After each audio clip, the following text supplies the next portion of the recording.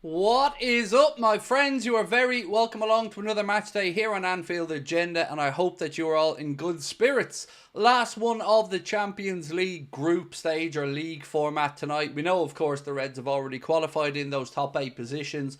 The very worst, we can finish the second. So let me know your thoughts on all of it. The team news is in, and best of luck figuring it all out because we're struggling here, ladies and gentlemen. But we do have one confirmation. There is no Darwin Núñez tonight. Lewis Steele reports that he has an illness. Now, I hope that's true and we're not eyeing up a sale, but all we know for certain is that he's not in the squad. It looks like Robbo's at centre-back, so we'll try and figure it all out together. As you can see on the screen, this is our best guess out of here.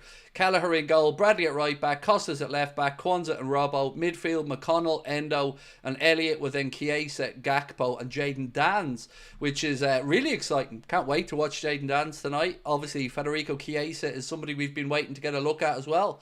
So yeah, much appreciated for everyone being with us. And of course, all games on tonight at the same time, so we'll have a better idea who's in and who's out at the end of the game. So how are we all this evening? I hope that you're in good spirits. And yeah, apologies, I didn't stream live last night, but I just needed a break. You know, I just needed a bit of a break because it's been an emotional month for everybody associated with Liverpool Football Club and the fan base. So I wanted to just get a breather in last night. And I hope you enjoyed the video with Mo Chatra. I thought it was really good, to be honest with you. I very much enjoyed hearing Mo's thoughts on the situation at the club. And again, any of your feedback is most welcome. Why no Núñez? So again, as I've said, can we pin this, mods or somebody, because I know we're going to be asked the 500 times. The only thing that we know is Lewis Steele reported he has an illness. Now, I hope that's the case. I very much hope that that is the case and that it isn't a potential sale. But, you know, the report is that he's an illness, so let's take it at face value for now and hope that he's feeling better soon. Craig, did you have a power cut? We were in darkness for 4 days. No, we were fortunate. The storm didn't do any major damage in my area, thankfully. So, yeah, grateful that we didn't have any power cuts because we were expecting them. Moneybags, I'd love the hoodie. Thank you. It was one of these ones I've had for ages. I just kept forgetting it was in the wardrobe. So yeah, I just decided, you know what, I'm feeling a bit more bright today. Let's wear white and let's shake it up a little bit. I don't need the lucky hoodie you see today because we've already qualified. So I don't need to. I can save the lucky hoodies for another day.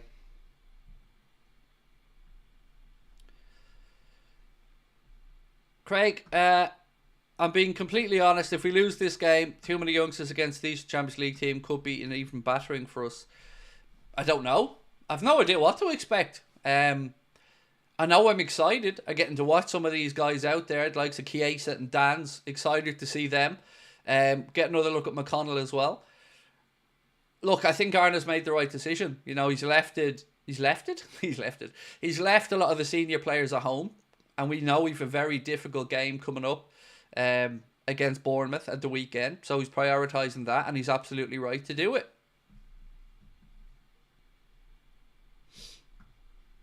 Oh, by the way, we're going to start selling a little bit of merchandise. Connor, I don't know if I'm allowed to say this yet, Connor, but you know me, mate, I can't hold me piss.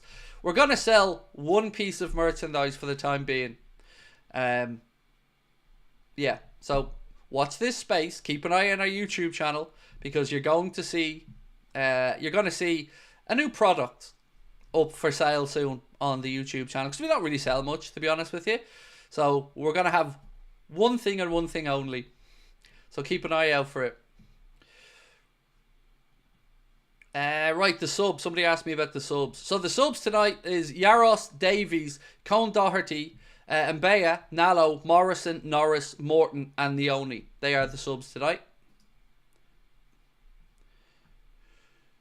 Do you want to know what it is we're going to be selling? Does anybody want to hazard a little guess at what we're going to sell? We're going to sell a t-shirt. One simple t-shirt, maybe a hoodie, but with one phrase on it. Do you want to guess what that phrase might be? Simple. We're just going to put, "Where's the money, John?" Where's the money, John? It's got to be, "Where's the money, John," right? It's got to be. So yes, thought about it and I thought that's what we got to do. We got to go with where's the money, John? Amit Kara said your soul. I hope it was worth those 2 words, bro. It was nice knowing you anyway. So enjoy being in the wilderness. That top you're wearing. No, that's this is from Threads for Reds. If you're looking for anything, I got this off Threads for Reds. I think I got it last year, to be honest with you. And they've loads of great stuff on there.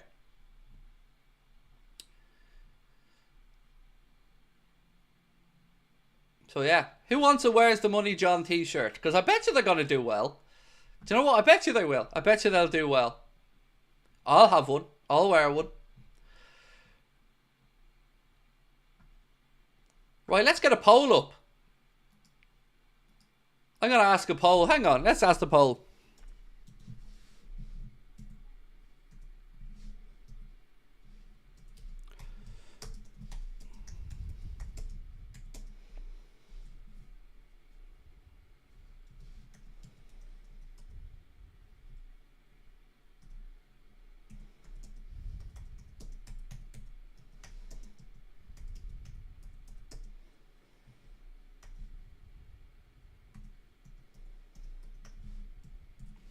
Cool. Right. Here's the question. Give me the first answer of the night for the first poll. Do you want a Where's the Money John t-shirt? Nunes is ill. For those asking, Darwin's ill. At least that's the report that's been put out there from Lewis Steele, I believe, was the first one on this one. Jen, thank you for being a member with us. Where did that comment? There it is. There you go, Jen. Thank you for being with us for 24 months. Evening, Craig. I'll take one, please. There you go. And don't worry, there won't be any Fabrizio Romano $49.99 price tags on them. There'll be a mere $47.99. I've no idea what the cost of them going to be yet, to be honest, but not balanced. I don't know what you mean by not balanced. Again, if you want to put some comments into the chat, I need some context. I don't know what not balanced means. If you mean me, probably not. If you mean the starting 11, absolutely not. But it is what it is. You know, we've done the hard work. Arne's earned the right to put out whatever team he wants tonight. So I'm all for it, you know. It is what it is. It is what it is, and I'm looking forward to seeing Chiesa and Dan's and a few of the other players. Alex Carroll, opinions on the starting 11. I'm just confused, my man. I'm confused. I'm both excited and nervous. I think Alex is probably the fairest way of saying it. But I'm intrigued. I'm intrigued. And look, I understand what Arne's doing. You know, he's saving the boys for the weekend. And let's be honest, that game against Bournemouth is massive. So, yeah. I'm looking forward to that at the weekend. If we can get the win, the pressure on Arsenal's shoulders then on the Sunday against City is going to be immense. So, Craig, I'm expecting a big summer transfer window of incomings according to Slot. Oh, please, can we not tonight again? Like, the window's the window. You know my take on it. I know everybody else's feelings on it. And the thing that I didn't see in that interview, Stevie Boy, or in the clip was a question of, will that be because we've let players leave? So is it going to be a summer where we spend money because 3 boys have left the club on free deals and we're looking to replace them? Or will we just be... See, where I'm confused is, the squad's great, can't improve at the minute, says Arne. You know, we've a happy squad, we're great with the squad, but in the summer suddenly the same squad won't be as great. And that's where I'm confused with it. You know, if you think there's deficiencies in the squad that need to be addressed in the summer, why don't we have that same conversation now about those same deficiencies in the squad? So my fear is that they're going to end up losing some of the boys, and I hope I'm wrong on that one. So yeah, we'll figure it out when the summer comes, I guess.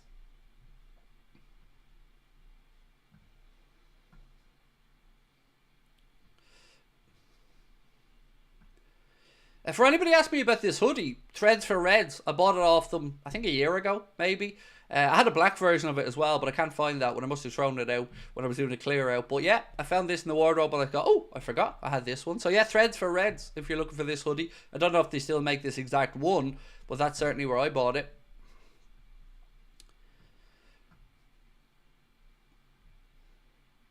And by the way, let me just say one thing. If anybody wants to vote no on the Where's the Money John t-shirt, doesn't matter. It's not going to change anything. That's in my head and it's going to happen. So I understand some people don't like it. That's okay. No disrespect for me, but it's happening one way or the other. So tonight, get some predictions in for me, because, you know, I've no idea how to even go about predicting a scoreline for tonight's game. But genuinely, I'm excited by it. I'm excited to figure out, you know, how good some of these guys are. You know, we've been longing to see Federico, so tonight gives us a great chance to have a good look at him. I'm delighted to see Elliott get a chance as well. Endo back into midfield. Young McConnell getting a chance. Bradley getting a look in.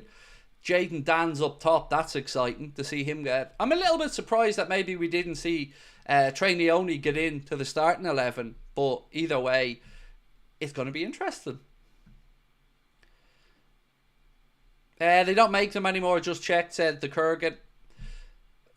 Yeah, that's a pity. Because I think it's a lovely hoodie, to be honest with you. And I wish they did still make them, because I love them. And one thing I will say is, the quality of the stuff that I've got from Threads for Reds over the years has been top notch.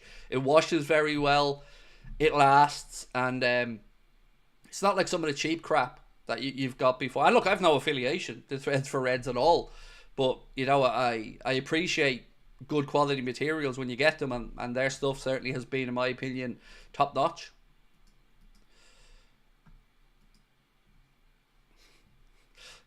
Okay, Connor has an 18-game ACCA on tonight with a possible return of 999,000. Cool. Now I want half of that, Connor, if that comes in somehow, by some miracle.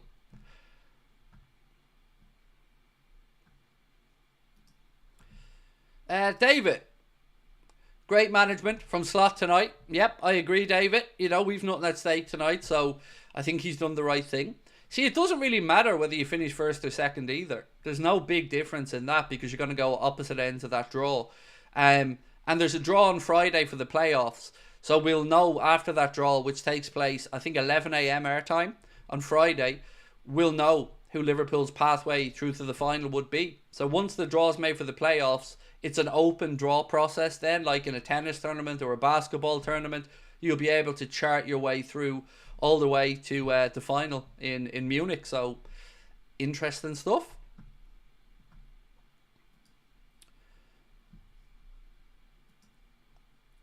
Right, another super chat I haven't got to yet. Start, bench, sell, Suarez, Torres, Salah. Oh, feck. I'm starting Suarez. I'm benching Salah and I'm selling Torres. And even saying any of those words out loud feel wrong, because all three... Well, I'm okay about the Torres one. He's definitely the lowest of those three for me. But the start and sell between Suarez and Salah is difficult, because Salah's numbers speak for themselves. But if I wanted one man to go out there and win me a game of football, I don't know if there's many better than Luis Suarez to go out there with it all on the line. So... Tough one. Has PSV got anything to play for in this game? Places and money, I guess. Was I a Liverpool supporter when we had Suarez? Well, yes. I've been a Liverpool supporter for 35 years, so yes, I was.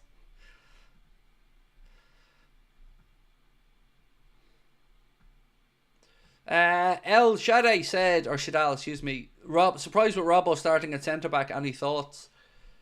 Same as yourself. I know he's played there for Scotland, but you know, it is a bit of a hodgepodge of players tonight from Arne. I think he'll admit that, but ultimately it's with the goal of resting the boys ahead of the weekend's game against Bournemouth, which is a huge game. So look, ladies and gentlemen, we are being brought to you with thanks to our incredible sponsors, Manscaped. Why not check out the Chairman Pro Package face shaving kit or anything else at manscaped.com and treat yourself to 20% off and free shipping. That's 20% off and free shipping, anything at manscaped.com, by using our code Anfield20 at checkout or scanning the QR code in the bottom corner. So, ladies and gents, I want your feedback. Did you watch the Mo Chatra video last night? And if you did, Let me know your feedback on it. I went through the comments and replied to as many as I could, and they were all very, very positive. There's a couple in there that weren't, but it's easy to spot the people that were never going to be won over by it one way or the other, who had their mind made up. So apart from that, I thought it was very well received, and the feedback's been very good. I know sometimes these things can get kind of heavy going, right? When you're bogged down in some of the numbers and some of the terms and stuff. Well, that's why I brought Mo on, because he's far better versed in this stuff than I am. And obviously, as a qualified chartered accountant working in the industry for over 20 years in media and in lots of other aspects, I thought he was very well placed to speak about these things.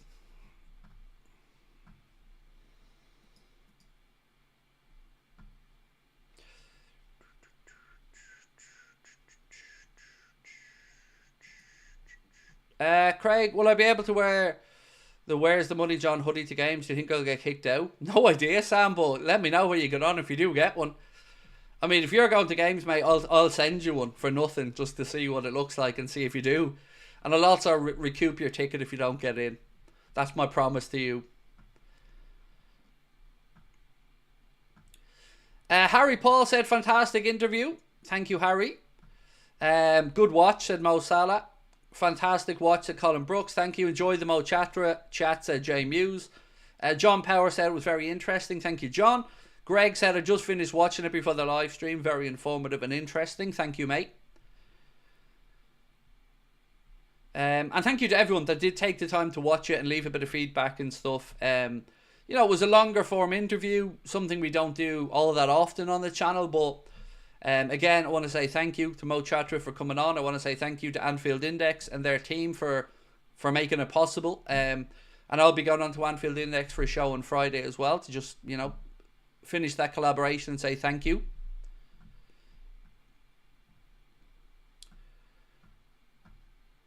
Stefan Mark Jensen said, the interview was a fantastic rundown of the situation, history and dynamics of the club. Thank you, mate.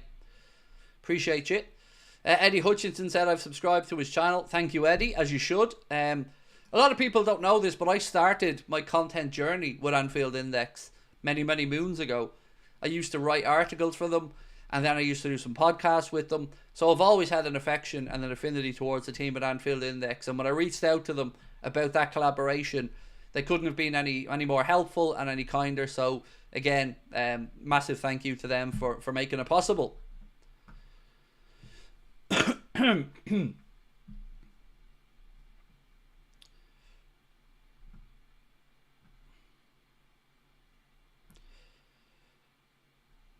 How long till kickoff? 42 minutes, my man. 42 minutes. Right, we can end the t-shirt poll because we're up over 860 votes. So it's about 70-30. 70 people think the Where's the Money John t-shirt is a good idea and 30% don't. And look, I appreciate you either way. It's going to happen one way or the other, but I sincerely appreciate your feedback. What size is the hoodie? Medium. I think it's 2XL, to be honest with you, if I remember. I don't know, but I'm guessing it's 2X. Alan said, great information from Mo yesterday. Is it up to FSG to provide the wage breakdown for everybody? No, you're never going to get the full breakdown. So even when the full accounts are published, you get vague, because they don't have to. They're a private business. They're not listed on the public stock exchange or on the stock exchange or anything. So no, they can be private enough in some of this information. But that's why we tried to be as honest as we could in our assessments of it. And, you know, Mo said he couldn't categorically say one way or another on certain issues, and that honesty is exactly why I brought him on. Zach, welcome to Anfield Agenda Ultras, my friend. Appreciate you.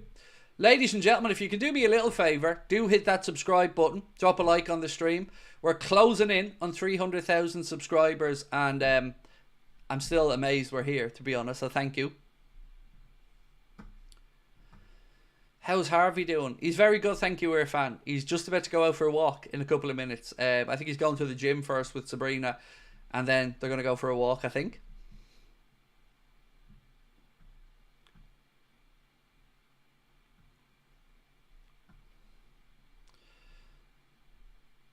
Which of your subscribers' names do you find interesting, funny? That's a really good question. Tickle My Teabag is a name that always makes me chuckle. What other names do I find funny? Maybe if we look through, see if anyone's in the house with names that I always look at and think's quite funny. Let me see. No, not seeing any standouts here in the chat now of names that make me laugh. God, see, so many names have come and go over the years. It's hard to remember all the ones.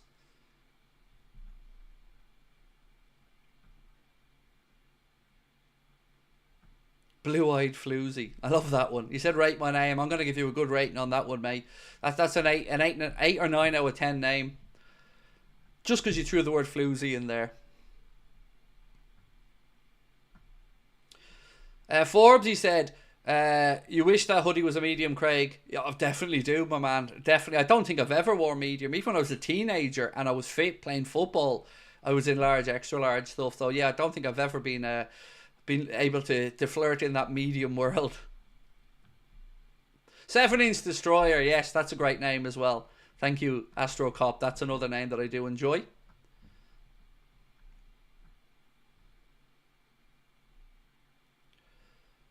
Did Gakpo come from PSV? Yes, indeed, he did. Ruud van Nistelrooy at one point was his striker coach at PSV Eindhoven. What's your thoughts on Arsenal bidding for Watkins?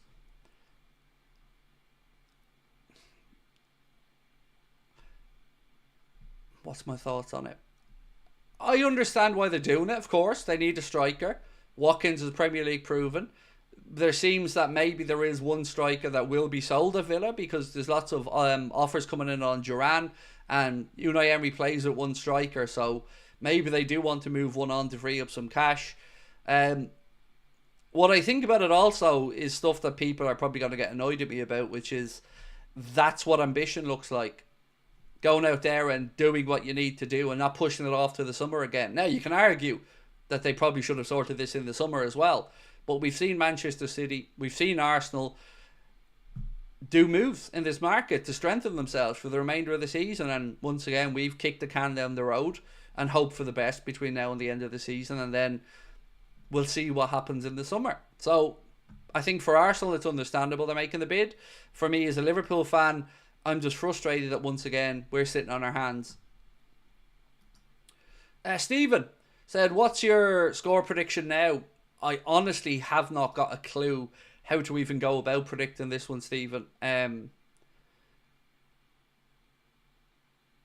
2-1 loss? I'd be pleasantly surprised if we won the game. I'll say that because, you know, it's a very, very, very, very changed Liverpool team. So just that alone, even before we talk about maybe the quality of the players versus the quality of the normal players, just the fact that they haven't played together much is something that makes me worrying about the result a bit. But ultimately, it is what it is. You know, we've done our work already and we've qualified. So it's not going to really impact our season too much, whatever happens here tonight. Jacko, thank you for your super chat, my friend. Said, what do you think of the Premier League High Foot Challenge article using the docu on McAllister as an example? Despite not giving it as a foul in a title deciding game, they seem to be trolling us. I think you've covered it all there.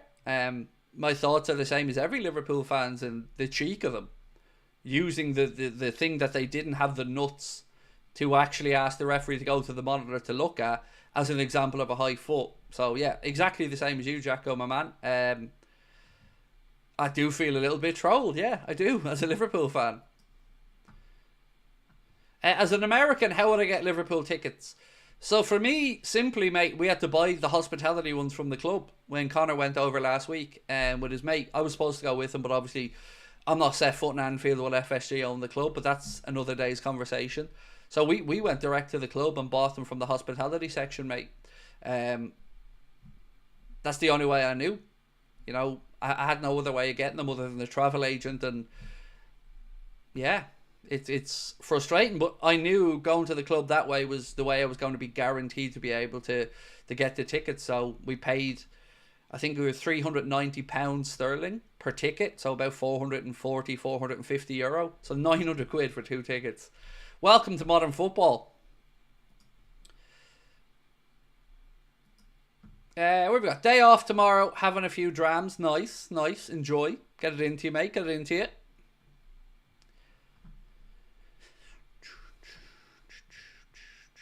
Am I a fan of the lineup? Said Seamus. I'm intrigued by it, Seamus. I don't know if I'm a fan of it or not because, we'll see how they perform, but I'm looking forward to seeing the likes of Dan's for an entire game, Federico Chiesa, obviously, Harvey Elliott in there. So, yeah, there's certainly some very intriguing aspects to it. Yeah, I'm intrigued by it. And look, I completely understand why Arne has gone this way, so I've no complaints, even if we lose the game. It is what it is. We've earned the right to do this tonight. Scotty, how are you, my friend? And thank you. Look at this from Scotty. Almost 4 years, mate, as a member. Evening, Craig. Why are Liverpool going to be trying to get players in the summer and not now? It's annoying the way we act compared to other clubs. So, Scotty, I guess the answer to that question, mate, depends on who you ask, right? So, if you ask me, I'm going to tell you that we're kicking the can down the road, we're taking chances, and I don't buy it for 1 second that we're going to be doing the business in the summer that we didn't do now. I think this is just them getting through another window. And my fear is that they're going to be looking to replace lads in the summer, and that's why we'll do business. Other people might say, it's a fair assessment of the squad, and they think we're okay for this season. I don't understand how you can be okay now, but not okay in the summer. It doesn't make sense to me, but I've been here many windows and seen many versions of this happen over and over again, and I'll believe it when I see it, is I guess what comes to mind for me on this one, Scotty. Alright, Craig. Alright, Chris. Hope yourself and the farm are good. Do you reckon we'll have Dan's or Chiesa goal tonight? Yeah, I definitely think we'll see one of them bag. I'm hopeful one of them do anyway. It's just really exciting to get a chance to have a look at the both of them, Chris, for a prolonged period, not just 4 or 5 minutes in Chiesa's case at the end of a game.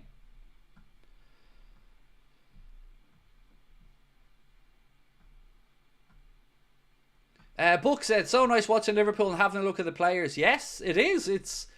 Tonight is a fun game. And genuinely, it's been nice to come into one of these where I don't feel, stressed about what the result might lead to. Every game you play in the Premier League now, you're thinking any potential drop points could be a problem. And in the Champions League knockout stages, every game's going to matter. So yeah, tonight is one of those rare occasions where we can sit back and just enjoy what we see. Excuse me. Paul Vowles, how are you, mate? Said, why can't the players in FSG come to a compromise? I don't know, Paul. Look, if you want my opinion, I'll give you my opinion. But I don't know the answer. My opinion is that they're lowballing the players and that they don't actually care if they lose them at the end of the season. In fact, I might even go as far as to say they probably feel it would be beneficial to them financially to lose them. But I can't come up with a good reason as to why we haven't had a compromise or any agreement on any of them to this point, Paul. It doesn't make sense to me. It's been going on too long. So, everyone is entitled to have their view of the transfer situation, whether you are somebody who thinks, I believe they'll do the business in the summer, and that's fine. People who think we're good enough as we are, okay, everyone has different opinions. I just don't buy it. Personally, I just don't buy anything whatsoever with these owners until I see it.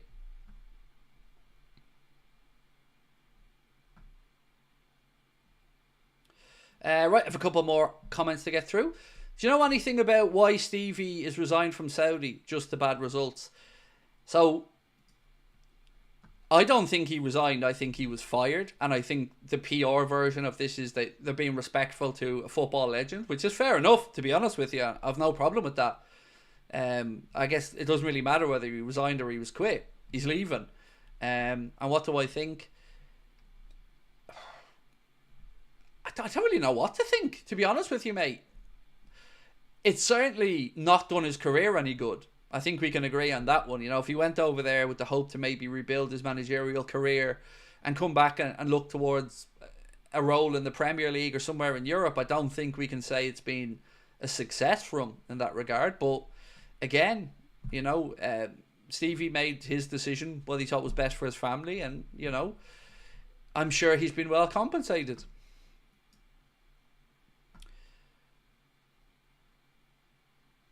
Right, next one up. Nick, thank you, bro. 8 months as a member. Much love. I love to see Dan's, Chiesa and McConnell start, said Nick. Yes, same. It's so good to get a look at these guys. I would have loved to see Neoni as well from the start. Mo episode, really enjoyed it. WFM, thank you so much. Really do appreciate that. Also, Nick, but a different Nick. Thank you, Nick. Appreciate you, sir. And thank you for your membership, mate, with us for 3 months. Stephen L said, I pray that Man City gets knocked out. Well, look, while we're speaking about Man City, I think it's only right to say that we hope everybody's safe at the Etihad. I've seen there's a fire broke out, which is under control, I believe. But I hope everybody's staff and public are safe. That's the most important thing about that one. Always worrying when you see a fire break out in and around a stadium like that. So that's kind of where my head's at tonight with City. And look, I think they'll beat Club Brugge, to be honest with you. They're a better team than Bruges, but to be in this situation for them is one that I'm sure they wouldn't have expected.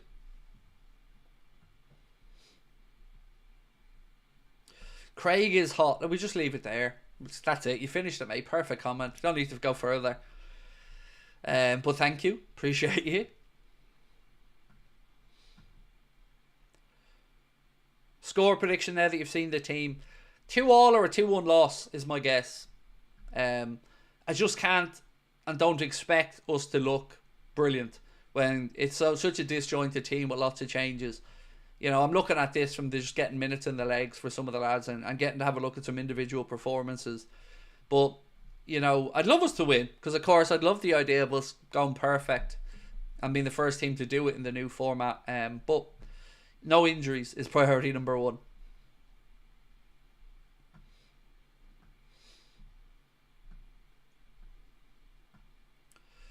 Do you have the brown in the t-shirts? Not sure of exactly what range of colours Connor's going to select and go with. He's only just started working on this today, so I think we'll probably end up doing something with Teespring and hooking it up to the YouTube account because it's easy to embed Teespring stuff onto YouTube. So, you know, I'll let you know the answer to that one once we have the full answer. I just came up with the idea the other day. I just thought, you know what? Fuck it. For a bit of fun, let's do the Where's the Money John t-shirts and see what happens. Because we don't really push and sell anything, but I think this is an interesting way to dip our toe into the merchandise market. Liz, my friend, how are you? Said, happy match day. I want all of the shiny trophies. I wouldn't mind a few trophies myself, Liz.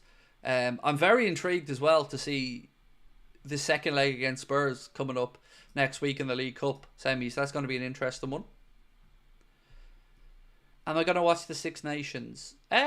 Probably. Yeah, I usually at least keep an eye on it, Holly. You know, I wouldn't be an avid rugby fan, but I certainly would be an interested observer.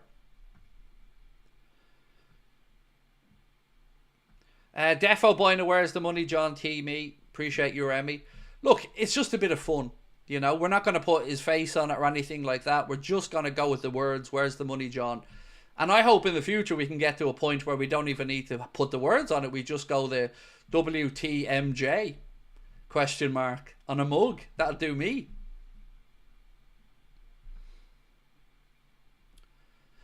Watching 18 games at once, but I'm going to make it. Yeah, it's mad, isn't it? So many games tonight, like all at once. It's crazy. I think Ali McCoist for TNT has got the job of trying to keep an eye on all these games as well, which is mental. But, you know, at least there is some jeopardy involved in the last round of games.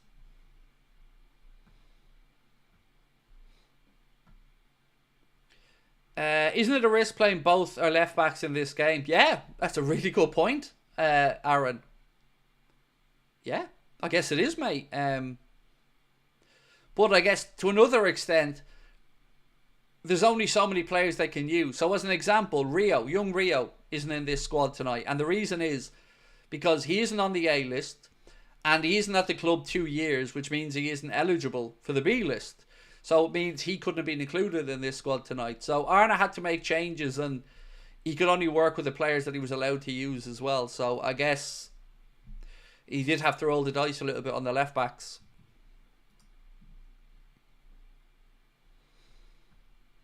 Gas if your husband's name is John. Yes, that's brilliant. I won't, then, you know, the kids and all should have one then. If your husband's name's John and John's your father, then yeah, the kids should have one. Where's the money, John? Where's the pocket money, John? Rob said, Slot knows PSV equals don't worry. So I haven't followed them too closely this season. I was running through some of the Champions League results the other day ahead of the preview, and they've been involved in lots of games where both teams have scored. So let's see what happens. Let's have a look actually at the lineup. So they've got Benitez in goal, Walter Benitez. Then Karsdrup, Buscagli, Obispo and Junior making up the back four. Then it's Bakayoko, Land, Veerman and Saibari in midfield with Pepe and Till up top. So there you go. Don't really recognise most of those names, to be honest with you. Bakayoko, obviously, I know about. Veerman, I've heard of before. But I don't recognise most of that PSV team. I don't really follow Dutch football.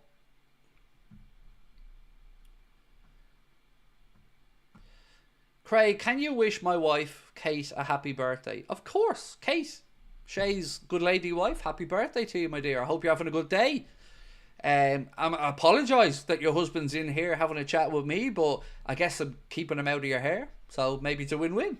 But happy birthday, Kate.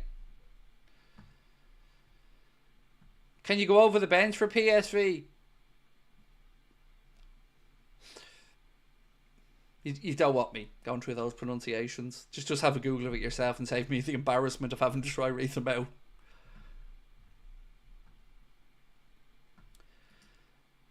You should send Linda a t-shirt, said Liz.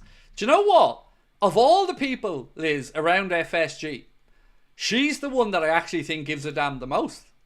Genuinely, like, Linda always keeps an eye on things and comments on them, and she's probably the one I'd have the least bad feelings towards whatsoever. So I actually think she cares a little bit, to be honest with you. So when is the draw for the group stage? You mean the playoff round? Friday, 11 a.m. And then we'll know our pathway all the way through. Everybody will know their pathway all the way through to the final. It's going to be very interesting to see it. So there won't be a draw after every round now anymore. When the draw's done on Friday and the playoffs are sorted out, everybody will be able to chart their way through to the final because it's an open draw.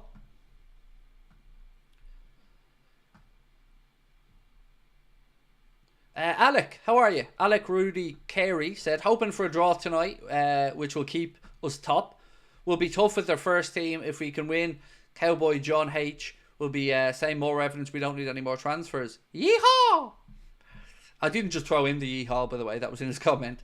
It's weird to start talking about Cowboys, actually, because I've just finished season 3 of Yellowstone. Myself and my wife sat down to start watching it a few weeks ago, and we watch an episode or two every night together before she goes up to bed. And what a show. Wow. I mean, obviously, you know the caliber of actors that are involved in it, like, but just incredible. Absolutely incredible show, and I'm loving every second of it, to be honest with you. David Massett said, hope the young players play well tonight for confidence. 100%. Yeah, I'm very excited to see Dan's again and to see Chiesa. I love Yellowstone, said Arnell. Oh, mate, it's so good. Do you know what? This is one of those things that I'm glad I'm late to, because now I get to binge watch 5 seasons of it. And it was the same when I watched Sons of Anarchy. I came to Sons of Anarchy really late, just as it finished. And actually the same for Breaking Bad. I didn't watch any of Breaking Bad. Then I started watching it just at the end of it, and I was able to watch it all the way through. And I love it, because I am somebody that would binge watch stuff quite a bit.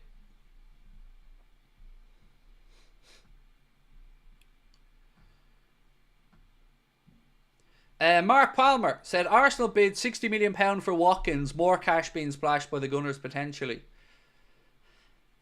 So I've got a point I want to make, actually. I'm going to get comfortable before I make this. So I have a point I want to make. And stop me if you agree with me or don't. So the last few days, there's been obviously a lot of stuff on the media about Michael Oliver and the death threats that he received, and lots of stuff from the broadcast companies, the media and the journalists around the amount of scrutiny that referees come under. And whilst, of course, I and everybody else with half a brain thinks it's disgusting that any referee receives death threats or anything to that nature, but let's look a little bit closer to home here, Sky and BT and everybody else, because one thing I can promise all of you is that some of this scrutiny that's coming upon referees is from you fuckers in the media, because nobody asked for Ref Watch. Nobody asked for Mike Dean to be jumping on Soccer Saturday.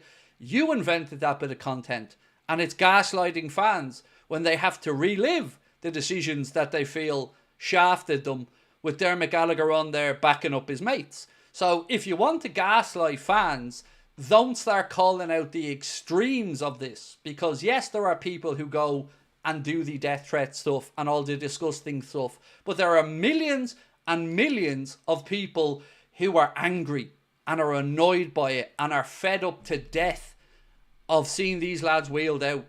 So don't dare, once again, look to ridicule and point the finger at fans for blaming all of this while sitting in there knowing that you created this industry. Football fans were told that VAR was coming in to clear up the debates with their fans down the pub and on the mates, and has done nothing but the exact opposite. All it has done is make fans feel even angrier that now there are multiple people with multiple angles getting to look at these things, and a lot of the time the ref's not even asked to go to a monitor because, you know, his underlings don't want to piss him off and send them over to the monitor. So again, stop trying to take cheap shots of fans. I'm fucking sick of it. All week I've been watching it on Sky and I'm done with it. You know, oh, fans, death threats, blah, blah, blah. Yeah, but what about all the other people? Why are we so on the extreme end of everything? What about the normal people who are annoyed and don't send death threats because they're not scumbags? What about them?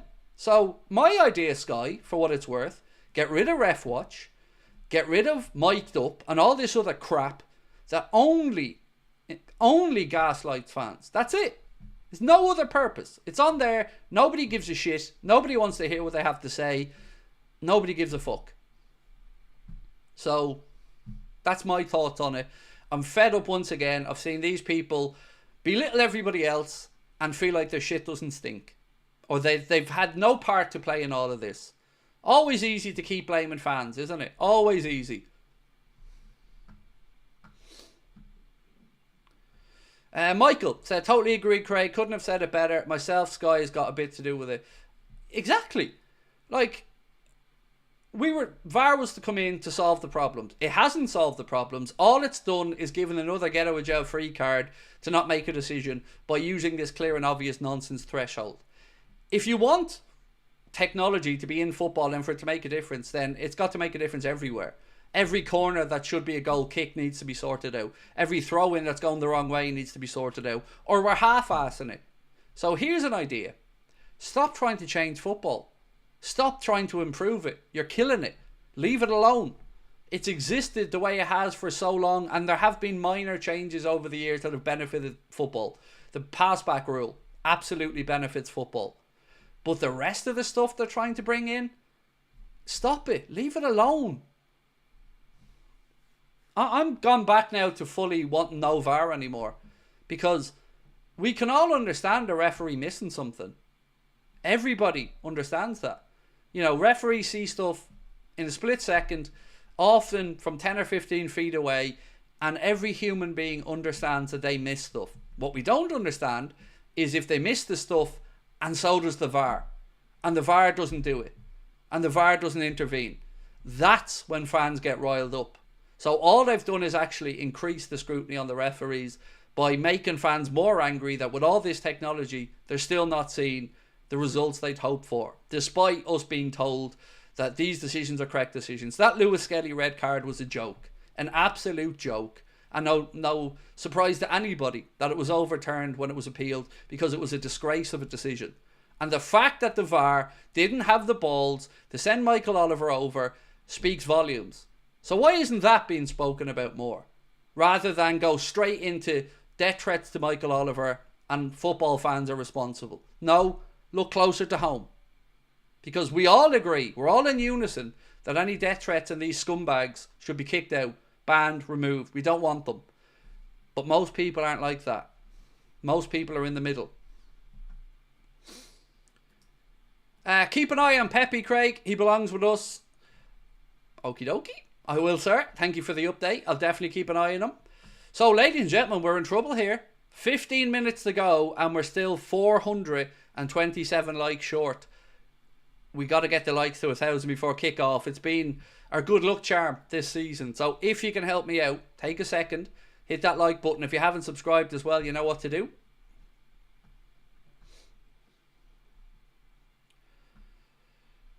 A lot of people asking again about the hoodie. I got it at least a year ago on Threads for Reds, which makes some fantastic stuff. I've no affiliation with them. I don't, have any relationship with them.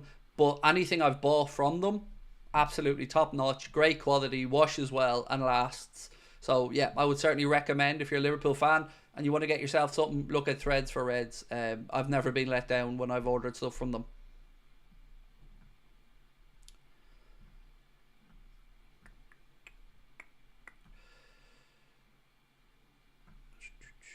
And of course, it's always great to support, your fellow fans in their endeavours. And I think some of the merchandise that you see from fans like Threads for Reds or Hat, Scarf and a Badge previously and lots of others, man, is really brilliant. And this design, I absolutely love it, to be honest. I think it's a work of art.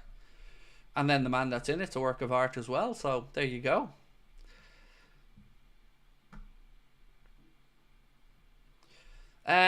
Is there any update on Hatto? The only update is that he's staying at Ajax till the end of the campaign. Said that himself. There's also been confirmation that many Premier League clubs and other clubs in Europe are looking at him. But I do get a little sneaky feeling that we're ahead of the queue. Gravenberch obviously invited him over for a game. You can look into that what you want or think it's just coincidental, whatever. I just get a feeling that he's the name on our radar. But my concern is I'll feel a lot happier about it as soon as Virgil's renewed. Because what I don't want to happen is Virgil to end up leaving and Hatto to be the replacement because he has not got the experience yet. So, that has me concerned. But if Virgil stays, brilliant. Bring it on.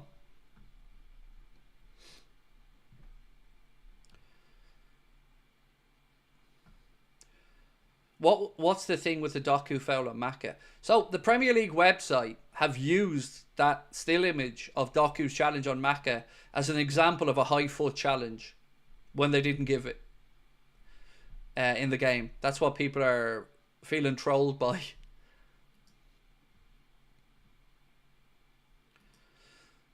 Craig, a t-shirt of you shouting the state of it. Yeah, I never realised that was a very Irish thing. The bleeding state of it is probably a bit better. But man, there's a few phrases I'd love to throw on. Obviously, where's the money, John, is one. Shenanigans. I defo need a shenanigans t-shirt at some point as well. And let's get crack-a-lacking, because I still can't believe I was cringy enough to say that, but it makes me laugh. But thank you, my friend. Appreciate you, and thank you for being with us as a member for 11 months as well.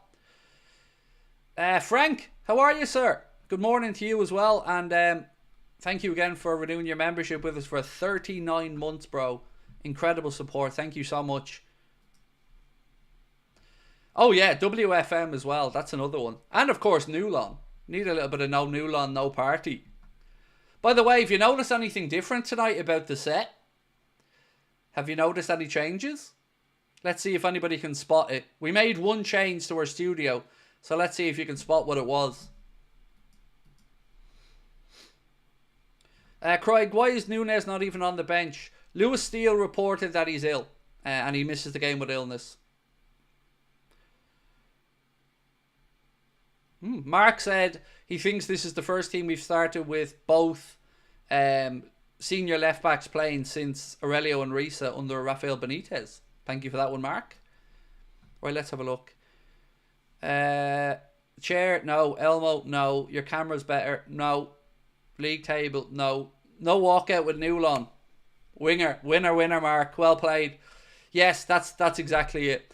You don't see me and Newlon running behind the screen anymore. You still get this Newlon, and you'll still get Newlon dancing. But yes, there's no Newlon and me walking behind the screen anymore. Good spot. Well in, Mark.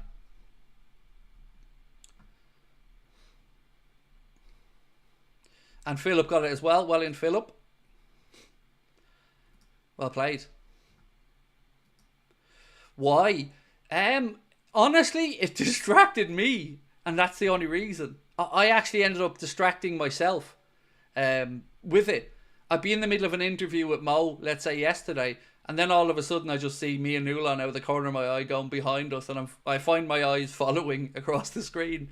So yeah, it's a kind of idea of, shiny thing, magpie, distraction.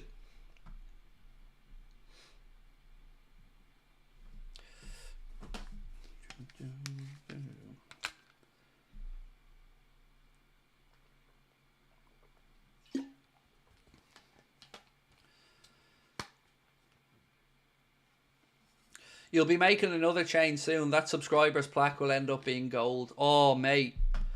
I've never been able to feel that confident that we'll get to 1 million. Never.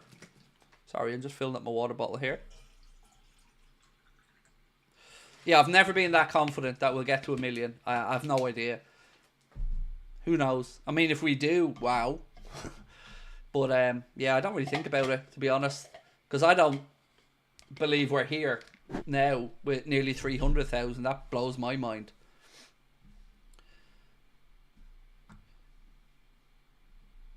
How much to become a member? I think it depends on your currency. It's about £4.50, I think. €4.99. I'm confident you speak with the most sense and have great knowledge and are great with all of us. Thank you. Look, I don't know. I think some Liverpool channel has to get there, so why not us? But we'll see what happens. I'm living a dream, as I've said. To have the support I have from people, I don't know how I deserved it or why I'm here, but I'm incredibly grateful for it. Even in the times where I'm cranky or stressed because of outside influences, I'm so grateful to all of you for letting me be here with you day after day and spending a little time with me. It's outside of my family. It's a true pleasure in life. So thank you for that. But hit the bloody like button, will you? 27 to go in 8 minutes. You're making me nervous.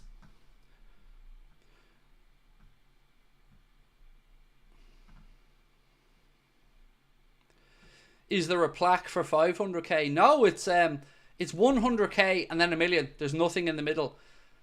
So it's a long journey to get there. I mean, the 100k plaque felt like a lifetime ago. To be honest, it feels so long ago. My son looks so young. So I don't know if we'll ever get there. But no, it's 100k and then 1 million and then 10 million and then 100 million. I don't think we'll be seeing those ones. Where's Craig Houlden? On loan.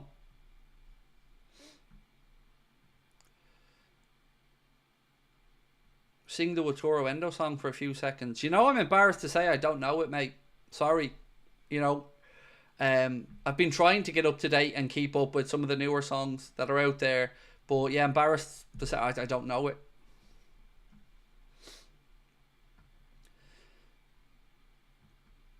So, are we getting to 1 million? What do you guys think? Do you think the channel will ever get to 1 million? Because I've got... What have I got? I think I've got 3 to 4 years left, maybe, doing this. Yeah. Ooh, and one other interesting thing. Did I ever tell you guys that we turned down an offer to buy the channel a couple of years ago? I think it was just under 2 years ago. We turned down an offer. Somebody wanted to buy the channel, and we decided we weren't ready to part with it at that point. But if... I often wonder what would happen if somebody did come in and make me another offer, what me and Connor would do about it. Because there's 3 options, right? You sell it and you just go on with your life. You sell it and stay involved in it in some way, or you don't sell it and you keep going.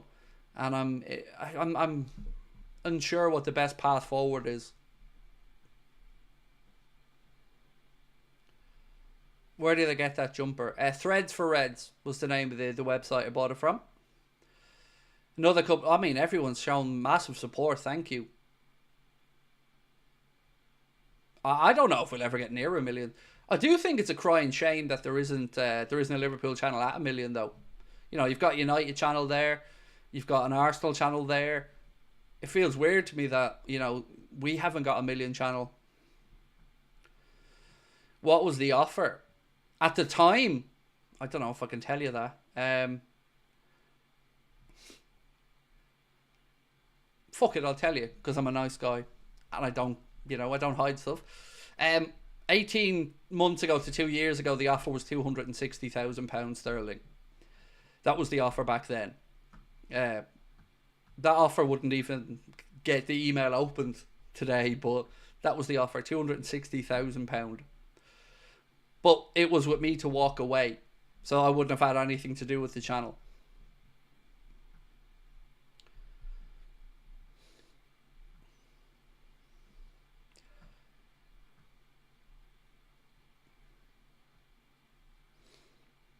Our fan base too divided. That could be one of the reasons.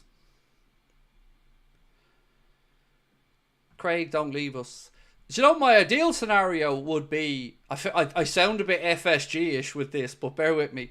My ideal scenario would be to bring in somebody who could help us on the side of stuff I feel we're deficient in and buy into the company, but add some experience to it, because there are some things from the business world I'm no use with. So that's probably my ideal scenario, is we take on an investor with some experience in a certain area, be that marketing or stuff like that. That's probably, I think it would be that or just straight sell and leave. I don't think I could work for somebody else. Yeah, I just don't think I could. I think I'd either sell it outright with Connor and head off, or take on investment and build on the side of it I feel we're weak on.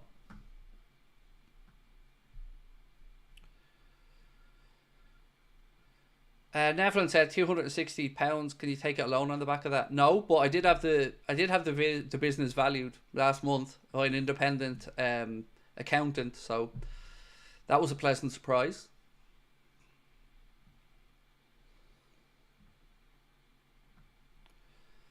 I love the channel and love Liverpool. Never been to Anfield, I live far away in Channel Islands. Keep up the brilliant work. Thank you, Tammy, and I hope you get there someday. I hope you get to visit. Sell it, mate, and live your dreams. Honestly, and this is going to sound really cringy, Dave, I'm living my dream. I'm not somebody that's that motivated by money in life, and I'm able to pay my bills. You know, I'm able to go on a holiday. My family are okay. I'm living my dream. I get to chat with you guys every night, and it means so much to me. So it would take a lot for me to really just step away fully, because this is my dream. Genuinely, doing this for a job, I never thought that would be in my future.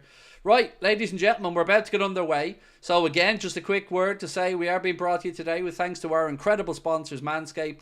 You can check out the Performance Package 5.0 Ultra featuring the Lawnmower 5.0, the Weed Whacker Ear and Nose Hair Trimmer, Manscaped's 2 liquid formulations, the Shed Travel Bag and the Boxer Briefs are their free gift to you, and you can get yourself 20% off and free shipping store-wide at manscaped.com by using our code ANFIELD20 at checkout or by scanning the QR code in the bottom corner. Let us run through the teams one more time before we get underway. We'll start off with the home side. Benitez in goal, then Karsdorp, Boscagli, Obispo, Junior, Bakayoko, Land, Veerman, Sabari, Pepe, and Gustil. For Liverpool, much easier for me this one. It is Alisson Becker in goal. At right back, Conor Bradley. Left back, Costas. We believe it's going to be Robbo and Kwanzaa in the centre back positions. McConnell and Endo in midfield along with Harvey Elliott. Then it is Chiesa, Gakpo, and Jayden Danns up top. The Liverpool bench today is Yaros, Davies, Cone Doherty, Mabaya, Nallo, Morrison, Norris, Morton and Neoni. Keep an eye on the Tyler Morton situation, by the way. There's been some chatter that he may leave before the window's shut. Nobody knows yet whether that'll be on loan or a permanent, but keep an eye on that situation. Right, we're about to get underway. Keep us up to date with what's going on in the other games as well. And of course, we'll have our match reaction, player ratings video coming up after the game. Sorry, did I say Alisson in goal? My apologies. That's on me. That's just muscle memory. I meant to say Kelleher. Sincere apologies.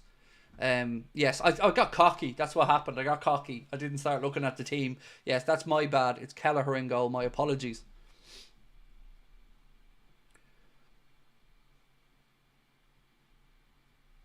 And I said Norris, not Morris. I didn't say Morris. Right, anyway, we're about to get on the way. Liverpool playing from left to right, and away we go. Ball goes back to Kelleher, who does the decent thing and launches it out long left side. Liverpool in our change strip of black. PSV Eindhoven, of course, is the home side in their red and white shirt.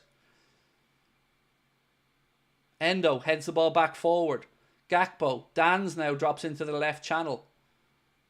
Costas does well, gets past the first challenge. Ball across from Costas, it's defended.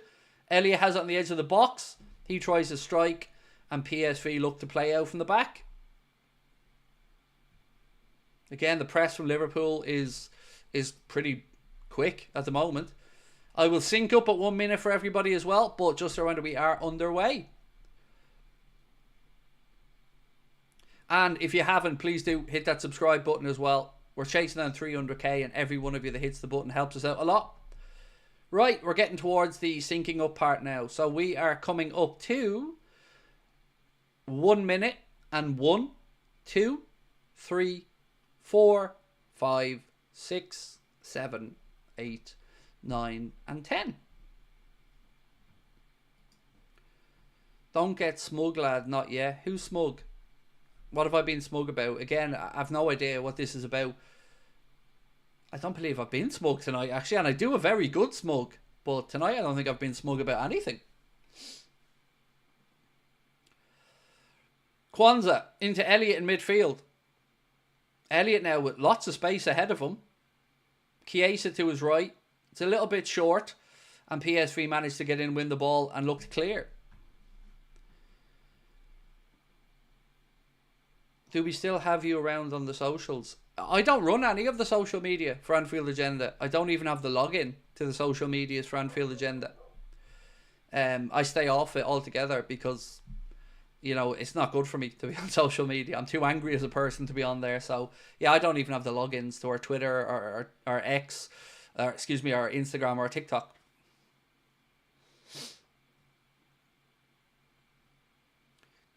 Eindhoven now. Attacking, they've got a bit of space out to the right. They try a ball to the centre. Again, I think we should have seen better from Costas there. Ball back. Yeah, it's a weak strike from Eindhoven. It's over the bar. Goal kick.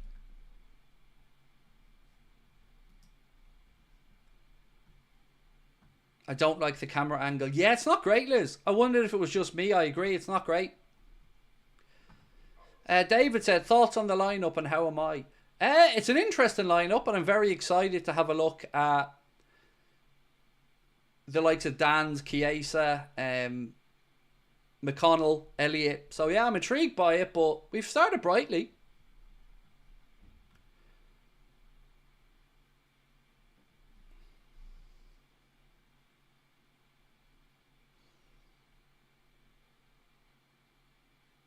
Right, Robbo, who has the armband tonight, by the way, back to Kelleher.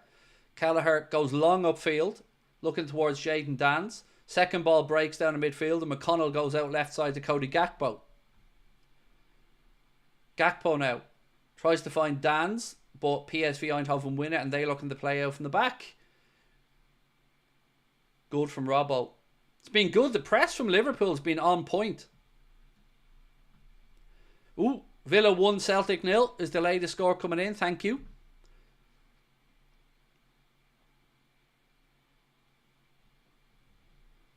Quick start there for Aston Villa, 1-0 up. Both those sides already guaranteed to be into the, at the very least, the playoff anyway. Oh, what a ball. What a ball. Unlucky. Bradley made a beautiful run from right to centre as the ball was played over the top, and so close to being one-on-one with the keeper. Defenders did well to get back at him. Andy Robertson gets his head up, floats the ball over the top to Bradley, who brings it under control. And his first touch kind of allows the defender to get back at him, but Unbelievable vision there from Robbo.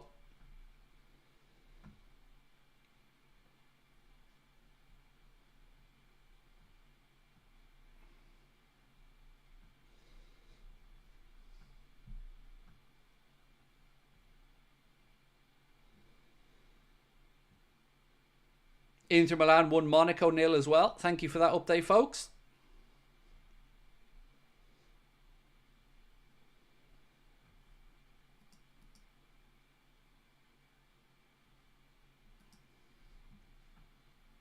Oh, strike from distance. Unlucky. Fede Chiesa with a strike from distance and gets it on target straight at the keeper, but good strike that from Chiesa. It's 2-0 to Villa now. Wow.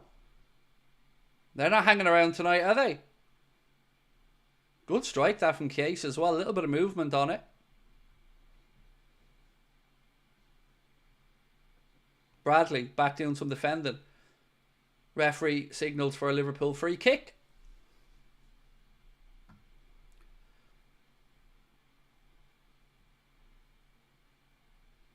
Lille 1-0 Lille 1-0 up against Feyenoord, according to Chop in the chat as well. Holly said 1-0 Inter.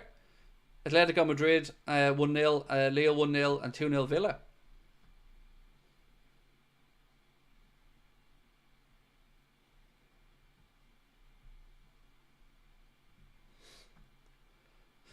See a couple of people talking about Alice in the chat. A very good content creator, might I say. Yeah, definitely one of my favourite non-Liverpool fans, if that's the right way to say it. Very good content creator, and I see a lot of people in the chat saying they enjoy the content, and yeah, as you should. She's very good at what she does.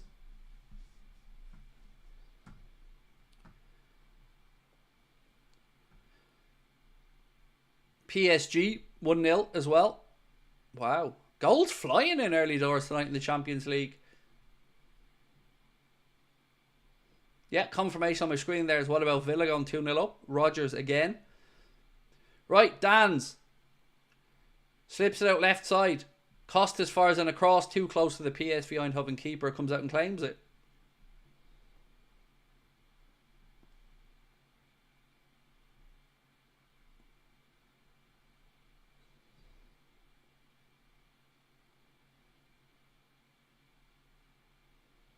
Kwanzaa.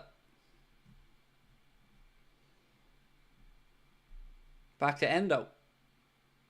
Robbo. Lovely bit of play from McConnell to get past his man. He spreads it out left hand side to Cody Gakpo.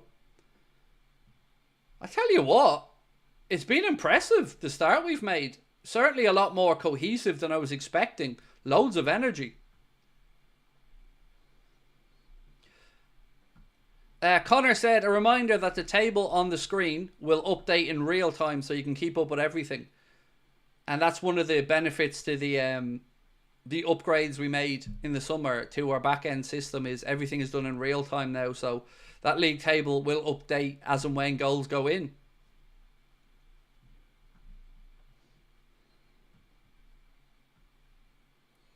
What level of excitement would I have if City lose?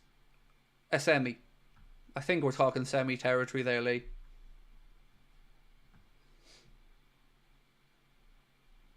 Right. PSV in possession inside their own half. Again, good sharp energy from Liverpool tonight. Everybody looks like they're zoned in.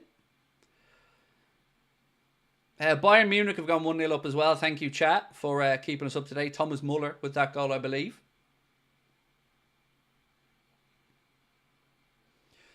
We've had a couple of beautiful balls over the top here tonight that weren't too far away from getting us into a goal-scoring position.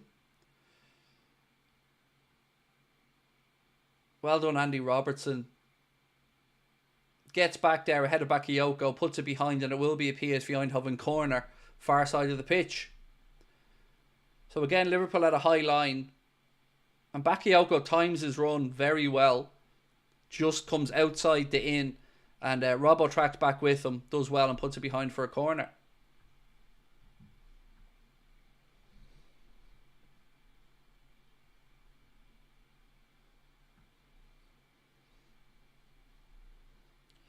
Right. Let's see how we defend this one. It's an outswinger.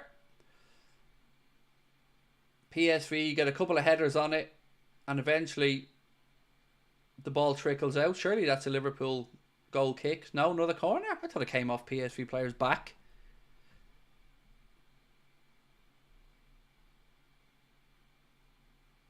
Yeah, so 1, Bradley was fouled, and 2, the ball came off the PSV player's back. Oh, is he trying to say he trips him? Stop, will you?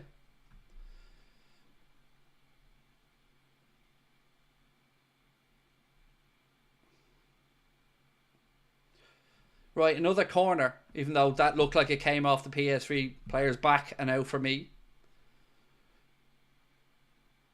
Corner comes in, and it goes behind harmlessly for a goal kick.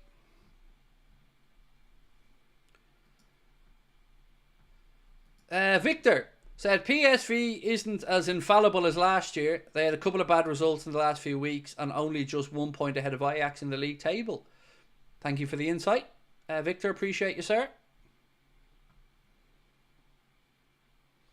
Is it possible for me to sync up again? Absolutely. I'll do it at 11 minutes for you, my friend. Just let me get the clock up to 11 minutes and then we'll sync up again. Where are we at now? 10:50. So, Liverpool is starting to counter. No, it's over already. Too much of a heavy touch from Dan's there. Right, we're coming up to 11 minutes. So, we are at 11 and 1, 2, 3, 4, 5, 6, 7, 8, 9, and 10.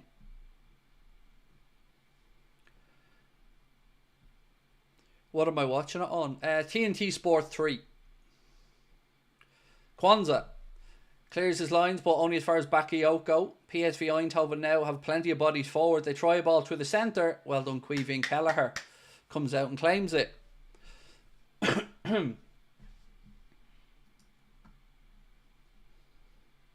Good press. Come on, Fede. Go on. Unlucky. PSV in possession near side. Arsenal 1-0 up in their game. Thank you, folks.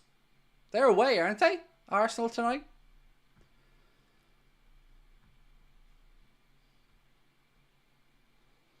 By the way, what do we make of that story? Florentino Perez saying that he wants to bring some English referees into La Liga. You're welcome to them.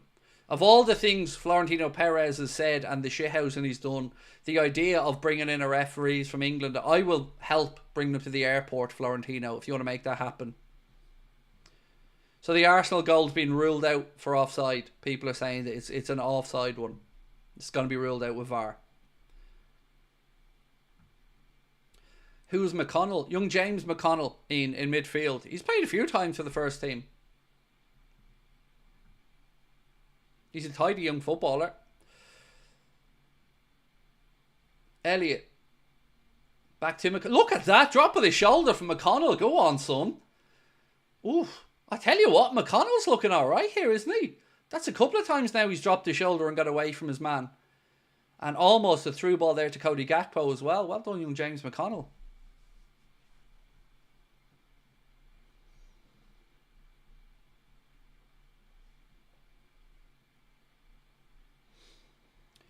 How is Chiesa doing? He looks very sharp, Paul. Very bright. They all do. I'm very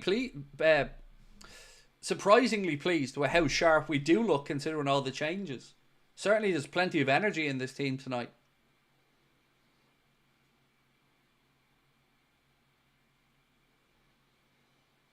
Uh, 2-0 to Atleti. Thank you for that.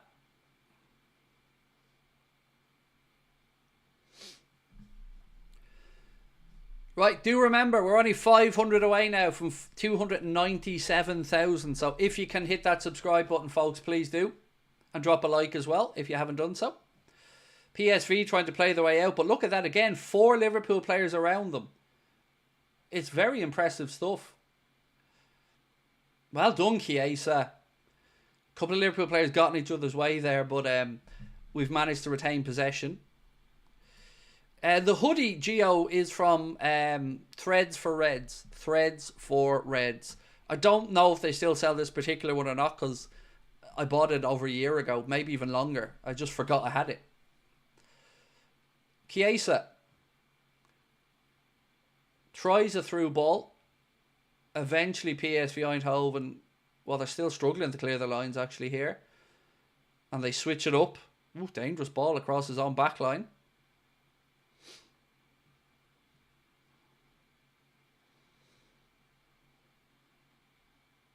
Do I follow Liverpool women's team? No, I don't watch women's football. And I'm not getting into a whole debate about sexist or not sexist. It's just not for me, women's football. And I love women's sports.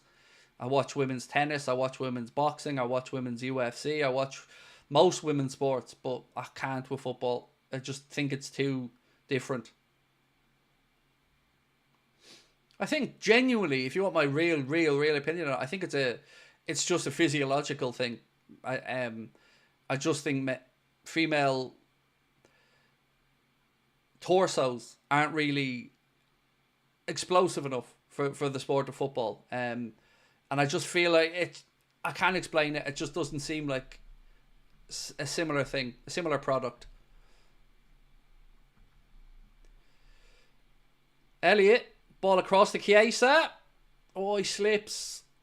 Second ball to Dan's. His shot's blocked. Lovely football in and around the edge of the box. My God, these young lads look sharp. How was that not a free, by the way, referee?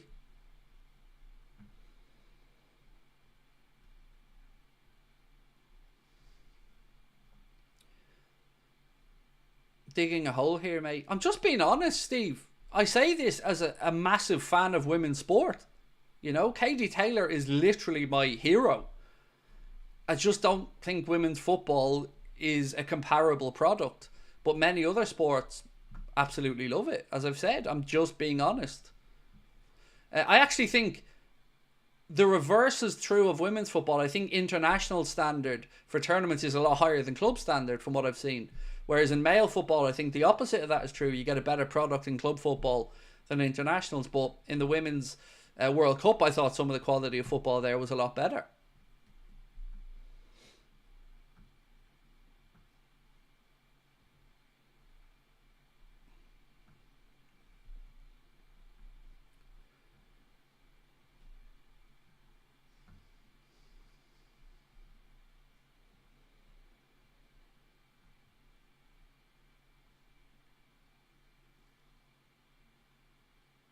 So I think a couple of people have said there was a City goal ruled out, by the way, somewhere in there.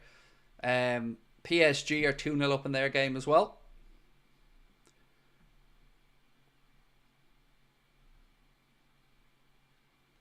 Jin said, Craig, this side's absolutely crushing it. I'm so proud of our side and the quality of the squad depth. Mate, I've been very impressed with what I've seen so far in this game. Free kick here now to PSV Eindhoven in a very good shooting position. If you're looking at our goal, it's right of centre, kind of just past the arc on the D on the edge of the box, and will certainly be in a shootable position. So Kelleher want to make sure he gets his wall set up properly. But yeah, I agree to that comment a minute ago. We look really good, really sharp.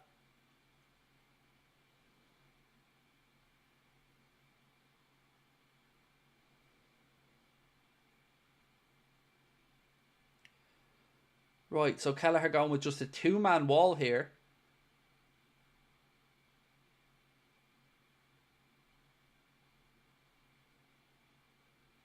Right, here we go. Free kick, strike. Oof. I think Kelleher had it covered, but it was about a yard over the bar.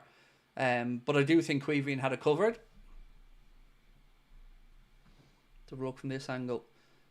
Yeah, he tries to curl it around the top of the wall, but yeah, Kelleher definitely had that covered. Do you think there'll be a Liverpool signing this window? It's looking unlikely as we sit here, but it feels like there's going to be some late business in the window, but whether we're involved in that or not, I'm not sure. Can I ask you guys an honest question? With the Darwin illness tonight, have you any concerns that isn't the case? Because the way the forward market is heating up at the minute, and so many offers coming in from clubs in Saudi, and I just something I don't know feels a little bit too coincidental about it, and maybe I'm grasping at straws. Chiesa. That's a Liverpool throw in.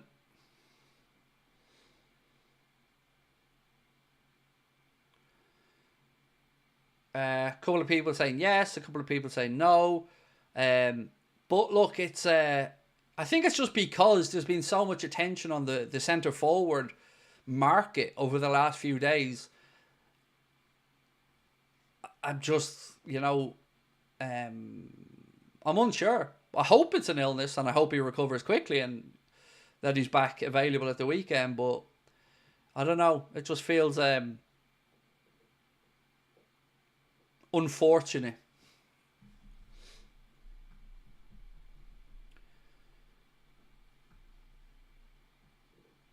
Do a poll. Yeah, can do.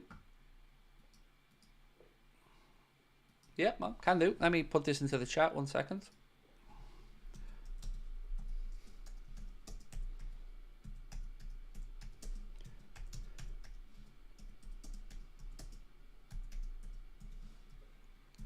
Right, so do you believe Darwin is sick? There you go.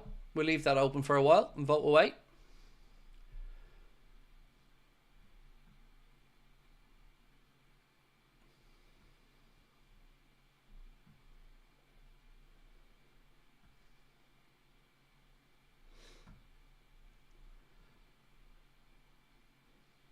Ooh, good challenge. Good challenge.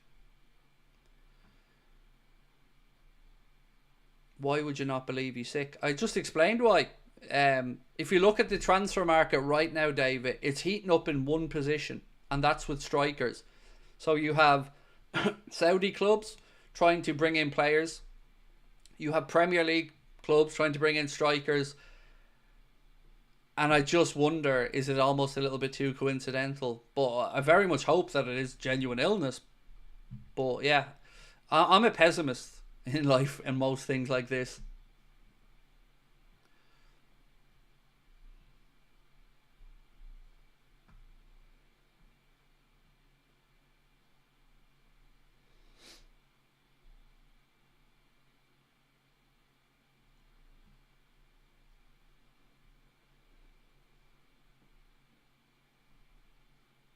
Endo, good ball. Robbo looks quite comfortable, by the way, in this position tonight. He's played some very good passes as well, Andy Robertson. Elliott now picking up the ball, driving across the centre of the pitch to Jarell Kwanzaa. Kwanzaa again back across to Robbo.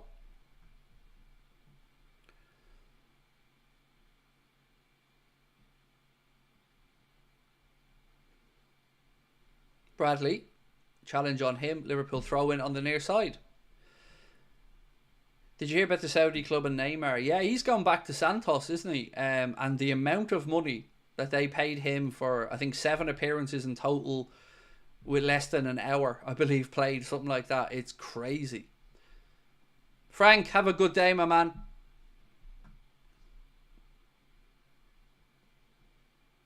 Andy Robertson, Josh. Andy Robertson's the captain tonight, mate. Elliott lets the ball roll across his body. Tries to play a ball in over the top to Gakpo, but there's too much on it and it goes behind for a goal kick. Kieran said, I think we're overthinking the Darwin illness. Absolutely possible, mate. And I will openly admit that I'm potentially clutching at straws there. But it's just because it's that one position, right? It's just that one position today that seems to be really heating up. So you've got Arsenal bidding for Watkins.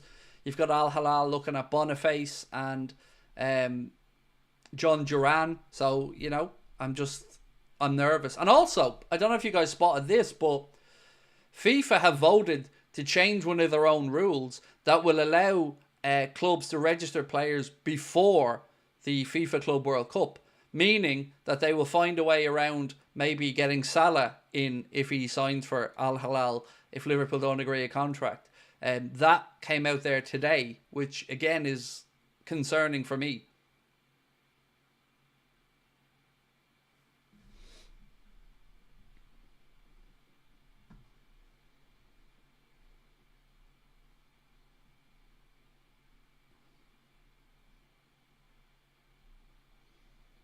Bakayoko now has a run at Costas, cuts inside. Liverpool still standing off. And then PSV make a mess of it, thankfully. And it goes through to Kelleher. Our football is so boring to watch. No, it isn't. I genuinely strongly disagree with that. If I watch Man City or Arsenal as an example, I almost see football like paint by numbers, where it's just repetitive patterns over and over again. And I find that really dull to watch because there's no personality to it. It's so regimented. With us, I genuinely, I strongly disagree. I don't think we're boring at all. Chiesa there takes a heavy touch, allows the defender to get back at him. Again, Liverpool looking to press deep. That should be a penalty. It is. Penalty. Penalty to Liverpool. Chiesa brought down. Penalty. It was one of those he got there ahead of the defender and got a touch on it before the defender did, and then he kicked him. So it will be a penalty to Liverpool. And that question of who's going to take it is about to be answered. And by the way, Elliott put the ball in the back of the net as well before that. Or excuse me, after that. Sorry, after that.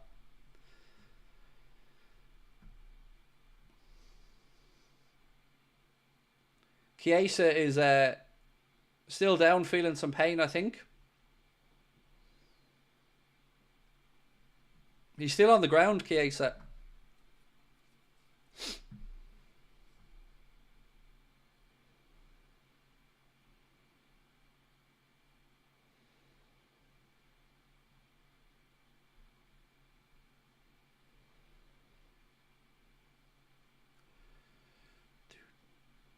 Let's have a look at this closer.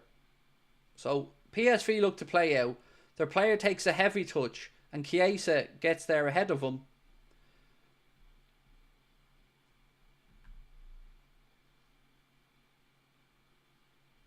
And then he kicks the back of Chiesa's leg. He's still getting treatment, by the way.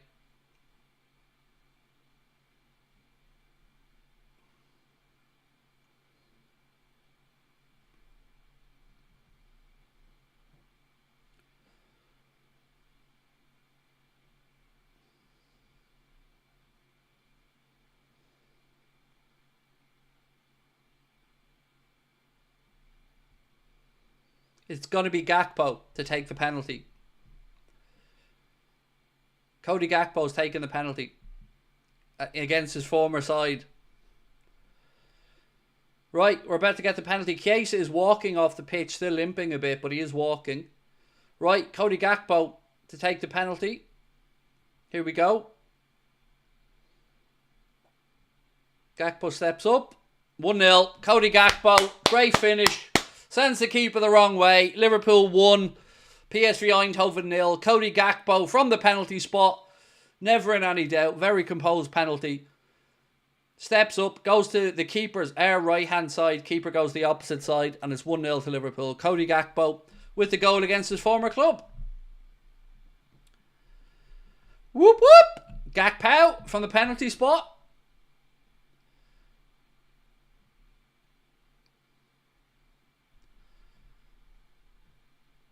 Very good penalty. Very composed. Absolutely. Keeper went the wrong way and Gakpo just side foots it into the goal.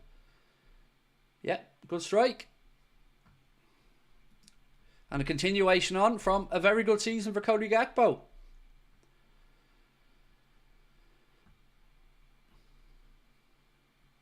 Oh, and Arsenal are losing 1-0 apparently to Girona as well. And there's Brian, look. 50 gifted memberships as well. I mean, come on now. A Gakpo goal, Arsenal losing, and 50 gifted memberships all in the space of 30 seconds. What a day. What a time to be alive. And thank you, Brian, again, mate. Incredibly generous. Someone said, thinking of getting Surfshark. Is it easy to use? Very much so. Yeah, if I can use it, mate, and I'm an idiot, yes, it's very easy to use. Sorry I missed that super chat, Hivesy, previously, bro. Apologies. But yes, it is easy to use. And thank you again, Brian. I mean, wow. Just looked up and seen 50 gifted memberships and you knew who that was.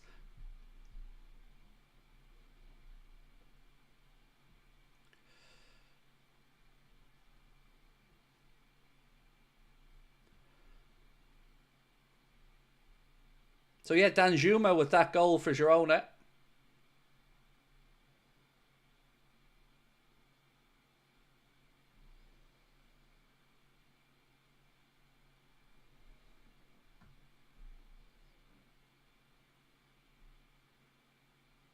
Just trying to figure out if Chiesa's back on the pitch here. Bear with me.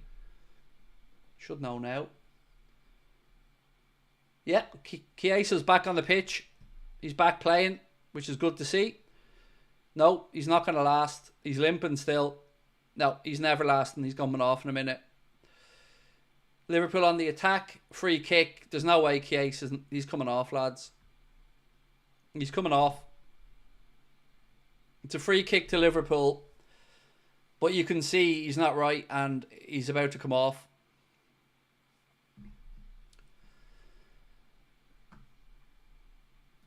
Finley, how are you, mate? 16 months as a member. Thank you, bro.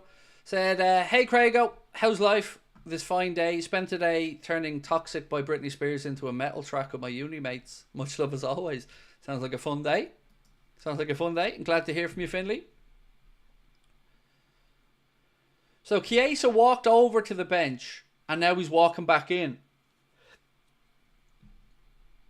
So staying in the game for the minute anyway, but he certainly looked like he was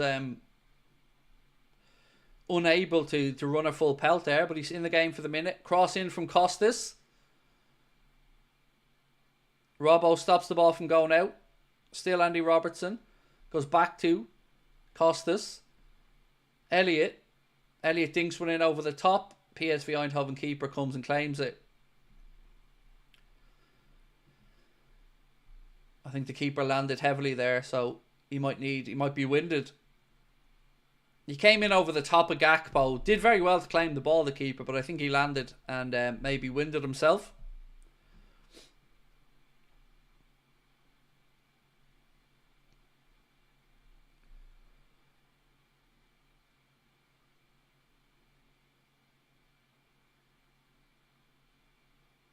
Yeah, that's a heavy landing from the keeper.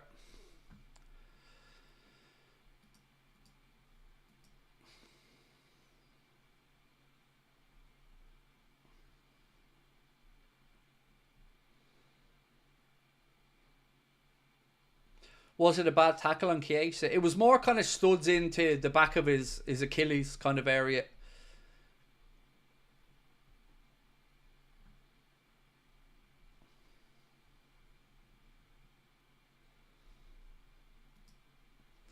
Right, so we've had 2,000 votes and 63% of people do believe, yes, Darwin is genuinely ill, and 37% like myself, not sure.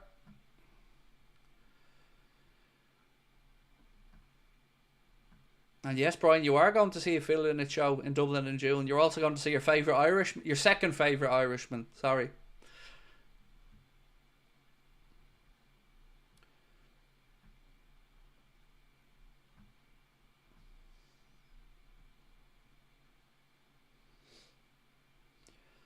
Mohammed John Soliev, thank you, my friend, for gifting 10 Anfield Agenda memberships. Appreciate you, Mohammed John. Thank you.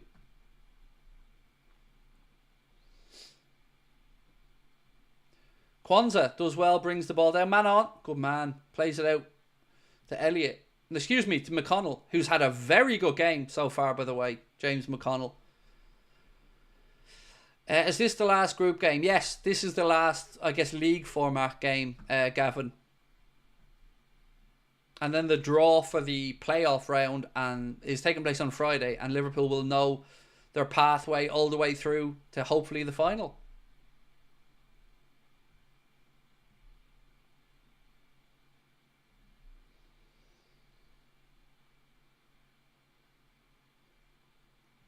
Welly and Robbo. PSV moving into the right channel now. They've got bodies forward, but Liverpool should have enough back. Moneybags, thank you, man. Appreciate your support. And I wasn't talking to you there, Brian. There was actually an account called Moneybags. Who assisted the goal? Nobody. It was a penalty. Oh, Bakayoko. It's 1-1. 1-1. They've scored. And it's Bakayoko. 1-1. Man celebrates like he's just won the Champions League.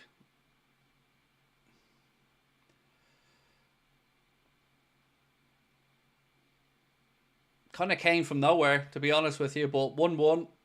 Good finish from his perspective. Sat down a couple of defenders and then buried it. Let's have a look.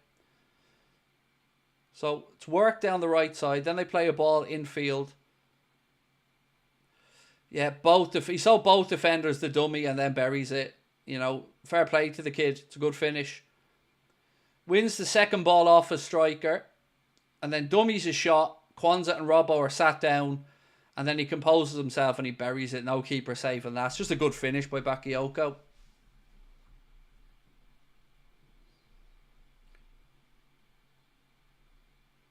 It's a good link-up play as well. If you watch him coming in off the forward chested down to him, then Bakayoko does very well from that point onwards, and it's 1-1.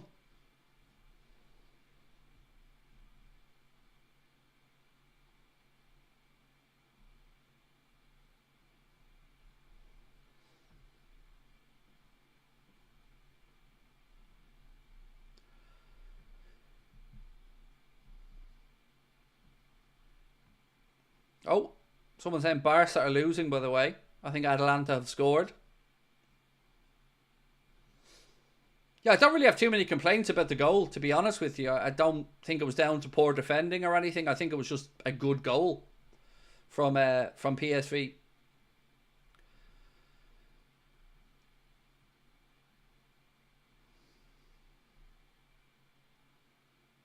Chiesa out to Gakpo. He keeps it in, just about.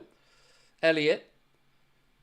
Heavy touch, well done though. Bradley back inside to McConnell, who did very well to win back possession there for Liverpool. Bradley.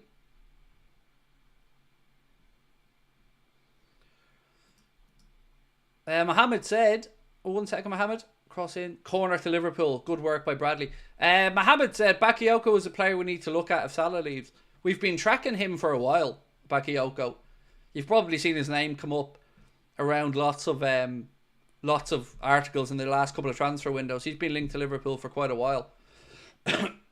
Penalty. Arsenal are saying penalty to Arsenal in that game. JWS said, what a goal, to be fair. Yeah, it was a very good goal. It was a very well taken, well worked goal. Right, corner to Liverpool. McConnell tries to whip it in. He goes low across the front of the 6-yard box. It wasn't a great corner, but Liverpool have to throw in, which they take it quickly. Chiesa, back to Elliott. Back to McConnell. He whips in a much better ball this time. Again, PSV clear their lines. Not very well. Back to McConnell. Chiesa. He's well defended against there. PSV now looking to bring it out. Good challenge.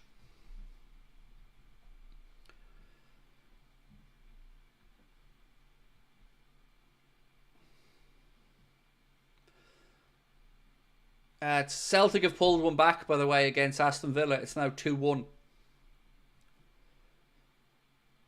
Adam Ida with the goal. I would bring Chiesa on. Would you? He's already on the pitch, so there might be a problem with that one, bro.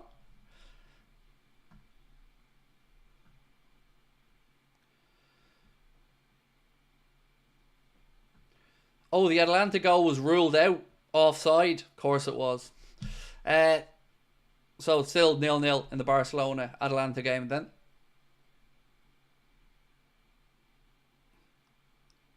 Celtic have equalised now, the chat is saying, against Aston Villa from going 2-0 down to 2-2.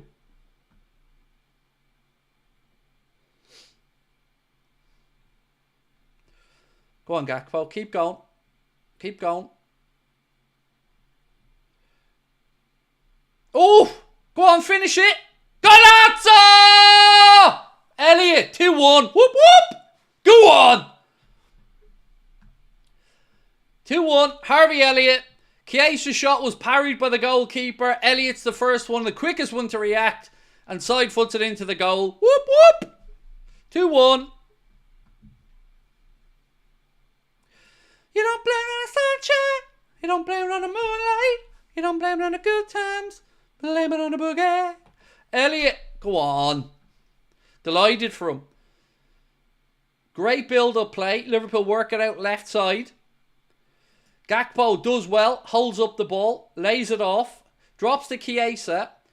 And yeah, he's defo on here. Chiesa rifles a shot. The keeper parries out. And Elliot acts first. And side foots it into the goal from an onside position. So Liverpool restore their lead.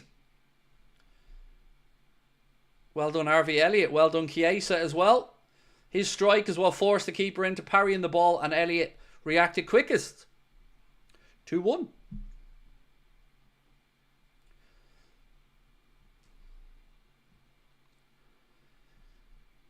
This has gone pretty well for Arne so far. I tell you what, I've been massively impressed by a lot of these young players. What are they looking at here? There's no way you can rule this out, you arsehole. Don't even try. He's onside by a mile. How was this taking so long?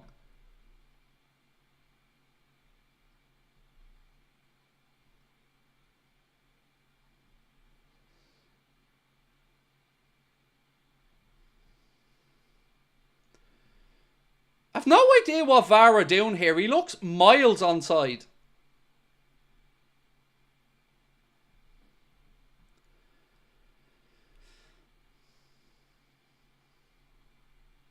Eventually the goal's given. It's about bleeding time. I don't know how it took that long. So goal confirmed, 2-1.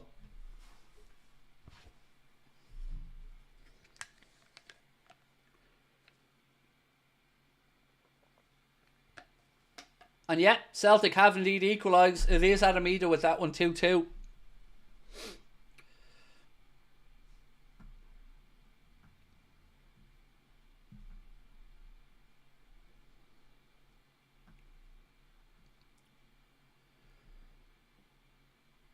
But do they not have semi-automated offside technology here as well? So I really don't understand how it took that long. TOTT2KZ1, how are you, my man? Said last 2 or 3 games, Elliot has looked so good. But he's a good player. And I'm just glad he got this opportunity tonight. Chat saying 2-1 Arsenal in that game now. I think Arsenal have turned that around to go 2-1 up. They were 1-0 down against Girona.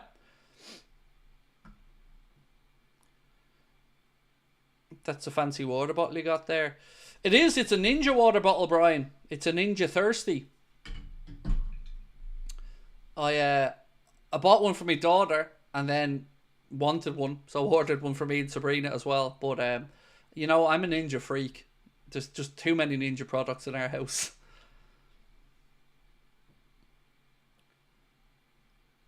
Chiesa, who's done well, by the way, to stay on. I swore he was going to be going off when I seen him limping after he'd got treatment.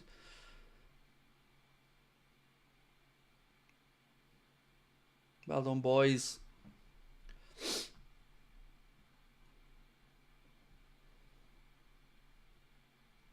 Have I got the Ninja Slushie yet? No, it's not my cup of tea. The only other Ninja product I'm waiting for is... So, all these 2-2s can get out because it's not 2-2. The only other is the Ninja... Oh, I can't remember what it's called. I can't remember the other Ninja one, the product that I want to get. It's the one that basically browns stuff. I can't remember what it's called. Ninja Crispy. Is that what it's called? I think it's called a Crispy. Ooh, unlucky. Unlucky. Yeah, I have a Ninja knife set. Yeah, I've got the Ninja knife set. It's a very good knife set, by the way. Got the Ninja knife set with the sharpener and all on it. And the scissors and the whole shebang. Stephen, I don't know why that was deleted, but I'm able to bring it up here. Said, Elliot, so lucky with the injury early on this year. Forget how young he still is. Going to have a big impact second half of the season. I don't know why that message was deleted by TOTT2KZ1. I presume it was an accident, but thankfully I can still bring it up.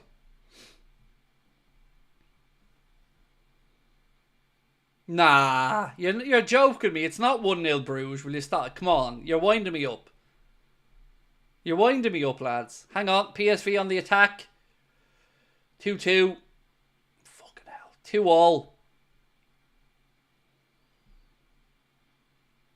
2-all here. PSV have scored 2-2.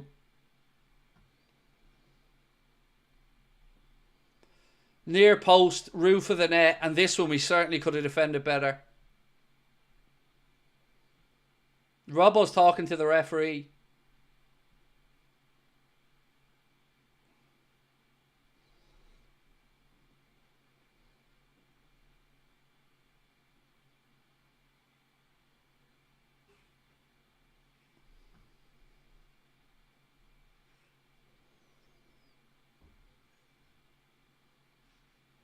I think Robbo felt that there was a foul in the build-up, but after that, it's just slipped in down our right-hand side and then buried into the roof of the net.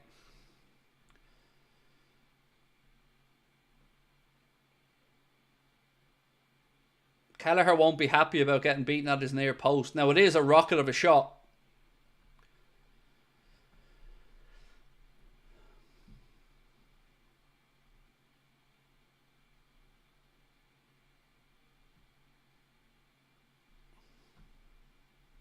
Oh, fuck off.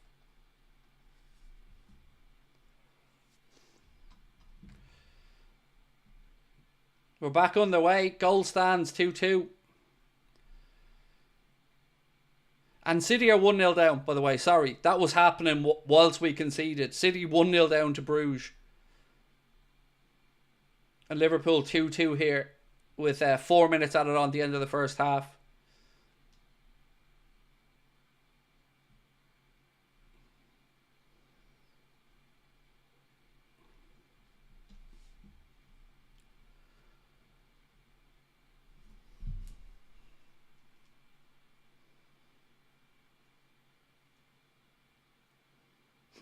Yep, definitely 1-0 to Bruges.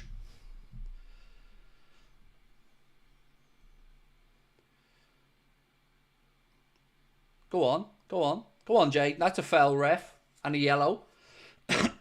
Free kick to Liverpool. Wide position.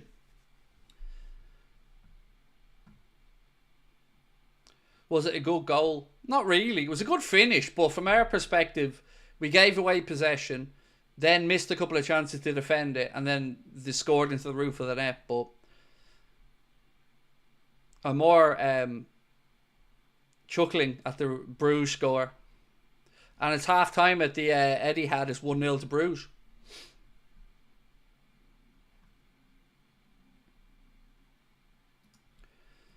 Jacko said Endo was blocked off in the build-up, but Kelleher should be doing a bit better there. As should the defenders, mate. Yeah, I agree. You never, as a goalkeeper, want to be beaten at your near post. It's always something that stings if it happens. But yes, we certainly could have dealt with that situation better. And again, in the build-up, I understand exactly where you're coming from as well. Right, free kick to Liverpool here at the end of the first half. We're in the final minute of 4 minutes added on.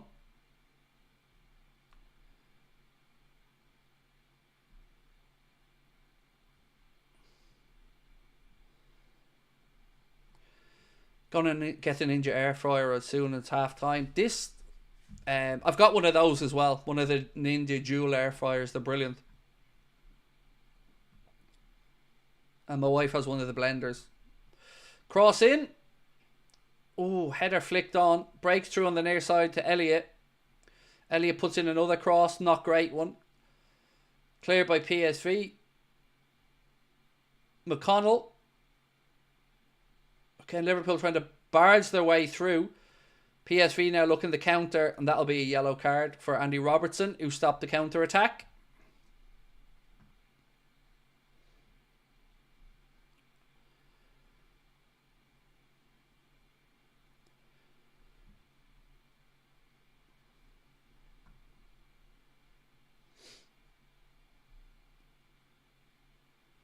So Robbo booked, just got confirmation there. Brad, sorry mate, I did miss your super chat. Apologies, Brad. Can't beat a Ninja air fryer. Oh mate, look, I'll talk you through my Ninja products at half time. it's kind of embarrassing, but you're right. They are brilliant.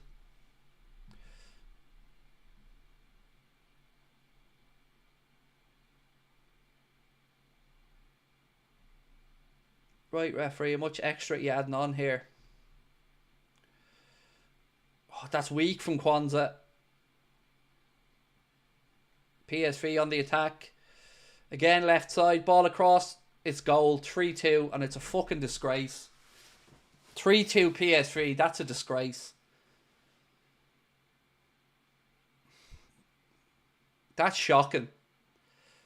Kwanzaa, with a half-arse clearance, drops to a PSV Eindhoven player, and then we almost fall over ourselves as he shoots across the goal.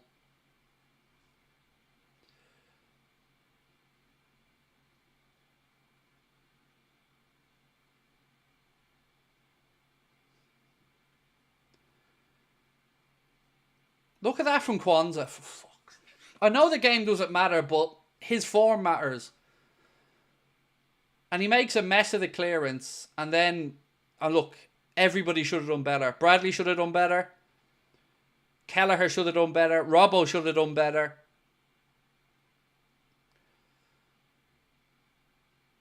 Actually probably goes down as an own goal because it came off Bradley.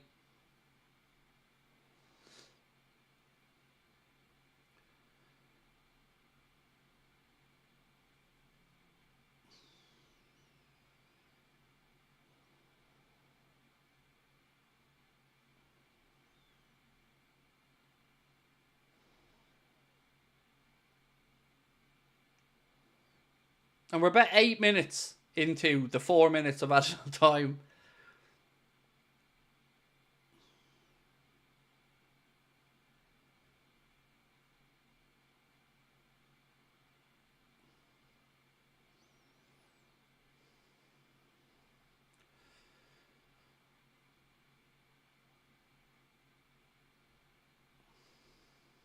Just waiting on a VAR check.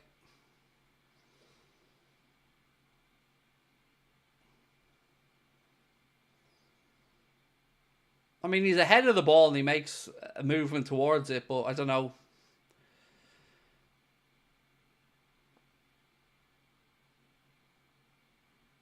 Goal given. Like, can you explain to me how that isn't offside, by the way? Anybody, please do. He's ahead of the ball and he makes an attempt to play the ball in front of the goalkeeper. I don't even know anymore what the offside rule is. I give up. I don't know anymore because that's... To me, that looked like he was ahead of the ball and he was offside and he tried to play it, but I don't know anymore. At halftime, it is 3-2 anyway. I genuinely, I'm confused by that one, but, you know, it is, I guess, irrelevant because the result doesn't really matter tonight for us, but, yeah, that one. One thing I will say is the defending was shambolic. I will say that much, and Kwanzaa... He's not done himself any favours again there.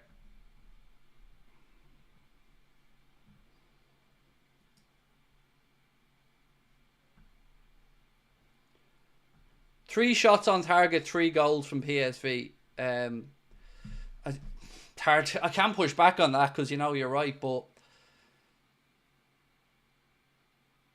ultimately, there's not much that really is on the line here tonight. So... I'm not really overly frustrated, but I'm frustrated at not understanding how that was onside. That confuses me. And I'm also disappointed in Kwanzaa again because he's come in, he had 2 good games, and then he's made a very, very basic error there that's led to the goal. And look, there was defending that should have been done better after Kwanzaa's mistake.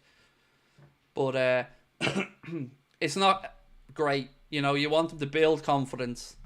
And that isn't going to do that. But either way, look, it's not the end of the world. And there's still a half to go. And it's a dead rubber, so...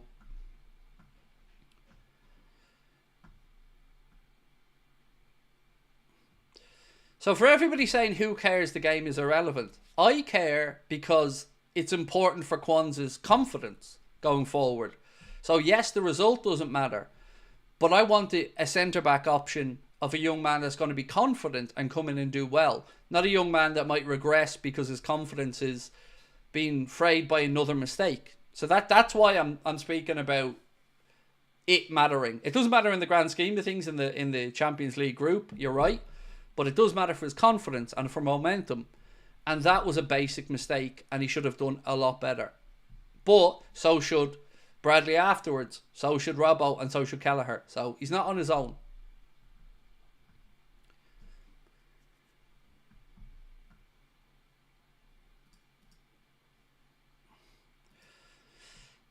So Hassan said, guys, trust Kwanzaa.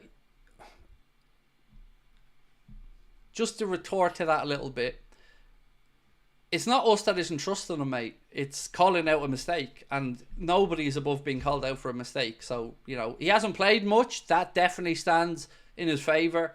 But, you know, it's frustrating to go from 2-1 up to 3-2 down, even with a changed team. But, look, you know, it is what it is. Second half to come.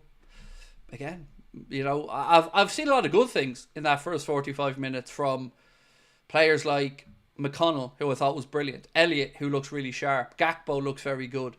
Chiesa looks very interesting as well. I think Bradley's had a decent enough first half. I think Robbo's looked okay at left-sided centre-back. I got to be honest, though, Kelleher probably is going to feel a little bit like he could have done better with one or two of those. Not the first one, but I feel like the second two goals, he probably could have done a bit better. Football Factory said, if we end up getting second behind Barca, who'll we play in the round of 16? Does it really not matter as far as the Champions League goes? It doesn't matter. First will be at one side of the draw, second on the other side of the draw. We won't know the exact opponents until the draw takes place on Friday for the playoff round. And once that draw is concluded, everybody, all teams will be able to map their way to the final.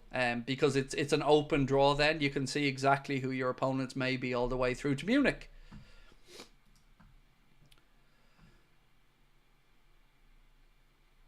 Football and Cartoon Fanatic said City losing a half time.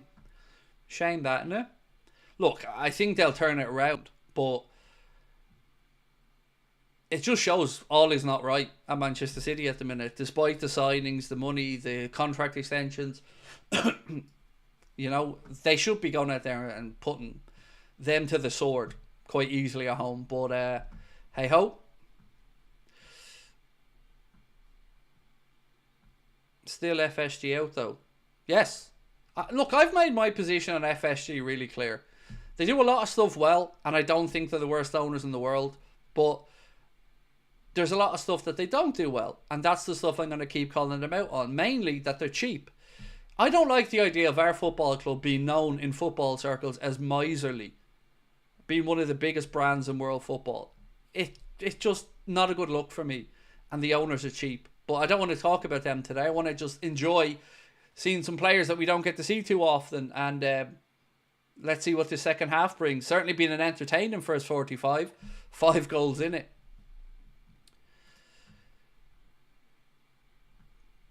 Also, a little shout out again to our incredible sponsors, Manscaped. Why not check out the Chairman Pro Package Face Shaving Kit, where you will get everything you see there on the screen. You can get yourself 20% off and free shipping. That's 20% off and free shipping store-wide at manscaped.com with a code Anfield20 or scan the QR code. Right, let's have a look at some of the numbers from the first half then. Possession, Liverpool 54, Eindhoven 46. Total shots, 7 for Liverpool, 3 on target, 8 for PSV Eindhoven, 4 on target. Fuck's sake. Oh, cool. Sorry, my TV was acting up there for a second. Dangerous attacks, 14 for Liverpool, 26 for Eindhoven. Corners, 2 for them, 1 for us. Or 2 for us, 1 for them, sorry. No, I'm reading these the other way around, sorry. Sorry, I'm reading these the wrong way around. Let's try this again and pretend I'm not an idiot. I know, it takes a lot to pretend I'm not an idiot. I know. Other way around, 46% possession for Liverpool. Sorry, 54% for PSV. 8 shots for Liverpool, 4 on target. 7 shots for them, 3 on target. 3 goals, by the way, as well. Dangerous attacks, 26 for us, 14 for them. Corners, 1 for Liverpool, 2 for PSV. So yeah, there you go. Sorry, I usually read it from left to right thinking Liverpool are the home side all the time. Yeah, I know. Apologies.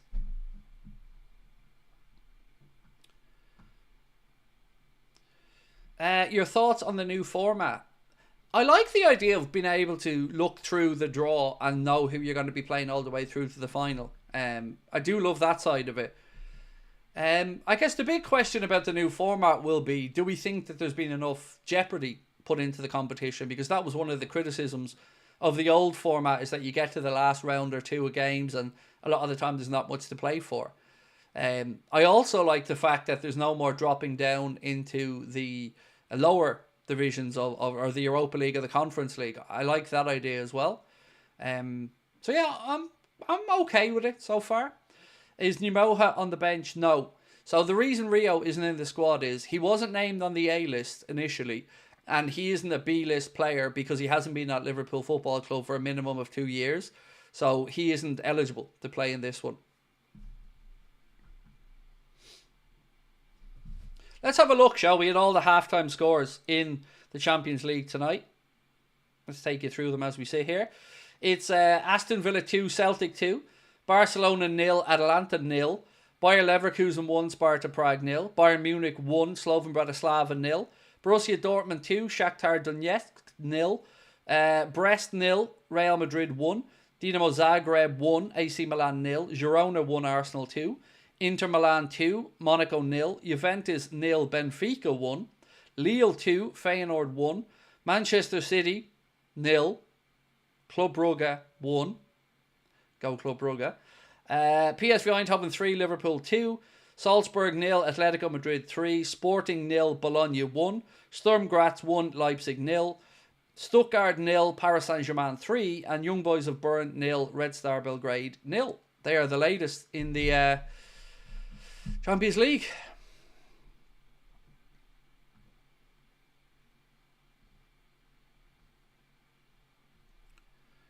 So, yeah, lots to pick out there from the chat. Look, I know that it's a nothing game, but you still want to see lads not making mistakes, right? For their own futures and for continuity. And there's been some good stuff in that first half. You know, Elliott's looked sharp. McConnell's looked very good. But defensively, I don't know if it's because it's a whole new defence or because we just don't defend well. But either way, conceding 3 in the first half is not something the manager's going to be happy with. We concede every time they shoot, hoping for a great second half, hoping Dans gets on the score sheet and think Chiesa looks sharp and hungry. And thank you for that, Steve G. Appreciate you being with us for 11 months, mate. Right, ladies and gentlemen, a couple of favours to ask. If you can drop a like on the stream, please do. And of course, if you haven't hit that subscribe button, we'd love you to help us on the road to 300,000 subscribers.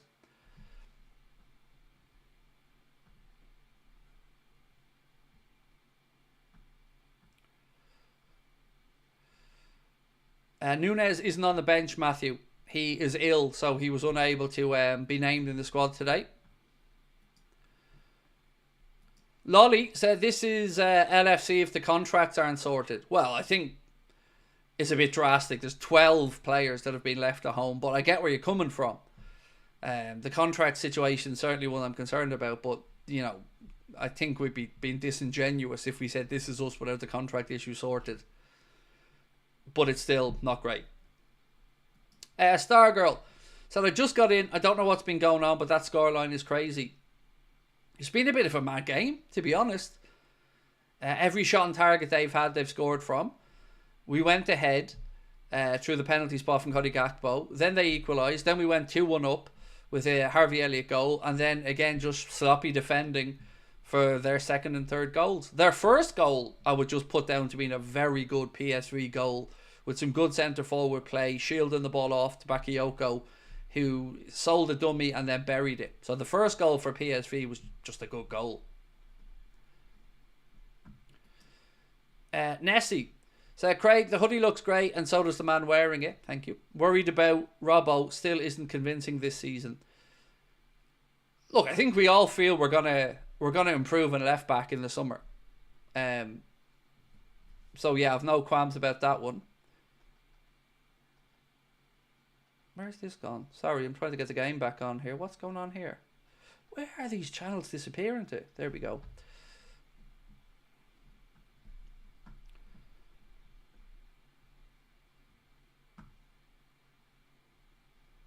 I want to win, but I'm not too bothered, said Morton. I'm just more intrigued than anything tonight, you know. The result's kind of meaningless to us, but you still want to see the lads do well, you know. And I'm a bit concerned about that mistake from Kwanzaa because it was a very avoidable one. But other than that, look, there's some good stuff to be looking at here tonight as well. It's just one of these weird positions, isn't it, where you never want to see your team lose, but you still don't want to see them throwing away easy goals either.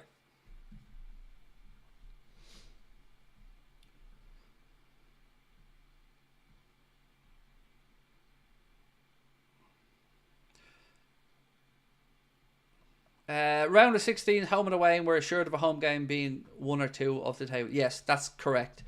I might be wrong on this, and please correct me if I am, but I think it gives you a home draw most of the way through, or excuse me, a second leg at home most of the way through. But again, we'll find out for certain on Friday. But you are right about the round of 16, 100% the second leg will be at home. Dan's touch has been poor. Yeah, I didn't really want to bring up Jayden Dan's too much because I don't want an egg on a lad who's barely had minutes, but he does look like he still has a little bit more progression to go through, and Stoke are one of the clubs that have been mentioned as a possible loan destination for him, and I think you can see the naiveness perhaps a little bit from Dan's in the game, whereas, you know, he's been dealt with fairly comfortably, I think, by the PSV Eindhoven defender so far.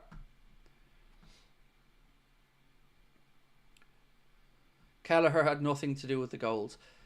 Again, I disagree respectfully. Second goal, no goalkeeper ever wants to be beaten at their near post, no matter how close the shot comes from.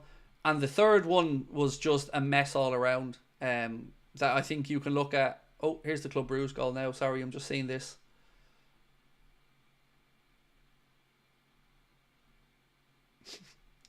Sorry, I just had to enjoy that goal. Barca 1-0 up, by the way, people are saying in the chat. Barca 1-0 up, which would mean we drop down to second if things finish the way they are, and Barca won. A draw would see us guaranteed top spot. Tyler Morton looks like he's getting stripped off and ready to come on.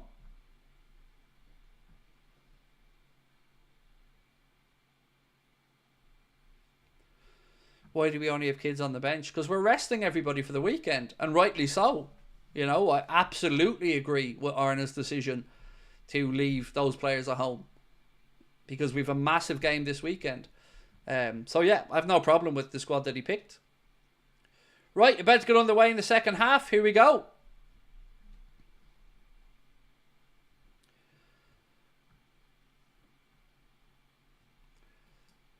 Right, we win the Prem but all three leave. Would you take it? No, not at all. I want to win the Premier League as much as anybody, but if these three players leave at the end of the season for free, FSG should be ran out of the club. 50% chance we face PSG in the round of 16, said Pranav. Good. We'll beat them. Liverpool doing some early defending here in the first half. Gakpo chested back to Elliott. Oh, City have equalised 1-1 very quickly at the start of the second half. 1-1 in that game now.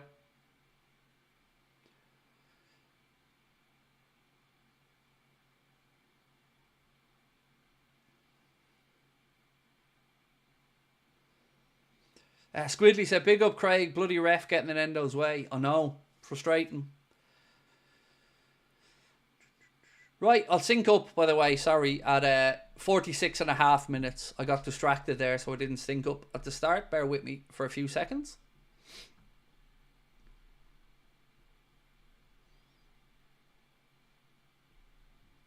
Right, folks. We are coming up now to 46 minutes and 30. 31, 32, 33, 34, 35, 36, 37, 38, 39 and 40. Right, PSV Eindhoven keeper clears it long. Endo heads it back forward. Elliott tries to chip it through to Gakpo. Kovacic with that goal for Manchester City, by the way. 8 minutes into the second half. Good defending. Kwanzaa in possession now for Liverpool. Goes out right side to Bradley. Back inside to McConnell. Yeah, you could see what he was trying to do, but he wasn't the same wavelength there as Chiesa.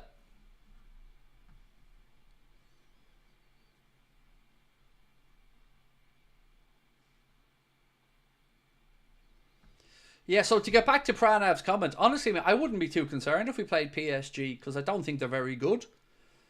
Man City should never have let that game get away from the way they did, but I'd back us to beat them over 2 legs, especially with the second leg at Anfield.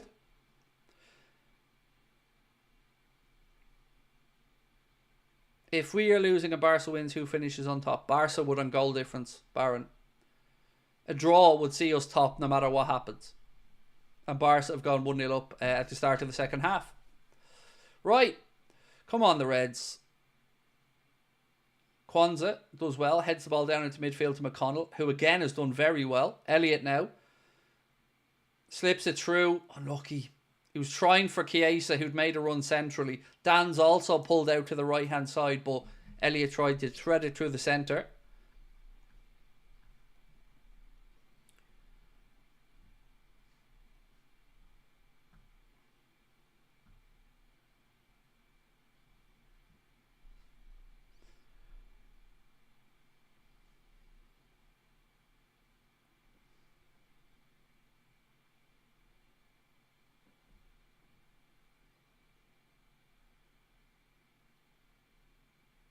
Oh, dangerous ball across the front of goal. Come on, second balls. Second ball. Well in. Well in. Go on, Harvey. Well played. As somebody said, it doesn't make any difference if you finish first or second. Spot on, Eugene. Spot on. For me, mate, it's just, I would have loved Liverpool to have gone perfect, you know, and won, because nobody else could be the first team to do it again. So if we do win, we would, you know, we'd always have that, the first team to go perfect in the new format. But you're right, it doesn't make any difference.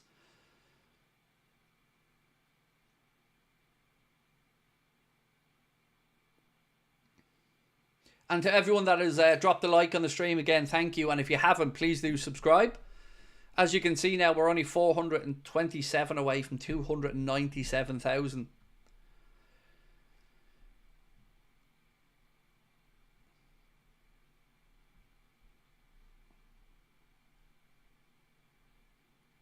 Come on, Kwanzaa. Back to Robbo. Back in again. Come on, boys. Come on. Costas back to Kelleher.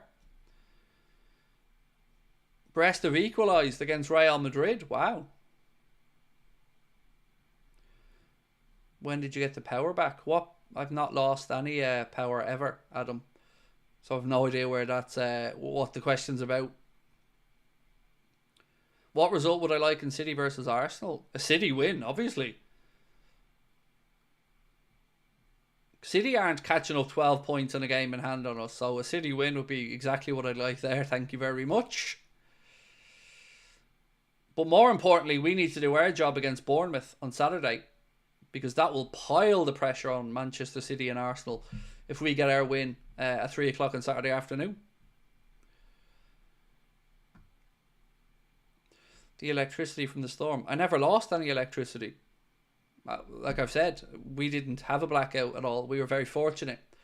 So Cody Gakpo is coming off to be replaced by Tyler Morton, and he gets a good ovation from the PSV Eindhoven faithful.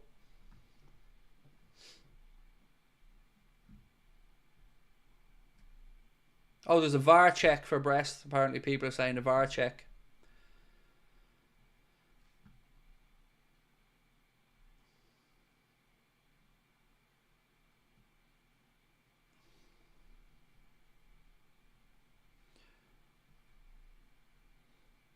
I know what he meant, by the way. People are saying about the storm. I know, but I never lost power. That's what I'm confused about. Anyway, Chiesa. Oh, pass it, Fede. He should have passed that. Bradley now, Liverpool corner. Well, no, has he kept it in? No. He hasn't. Corner.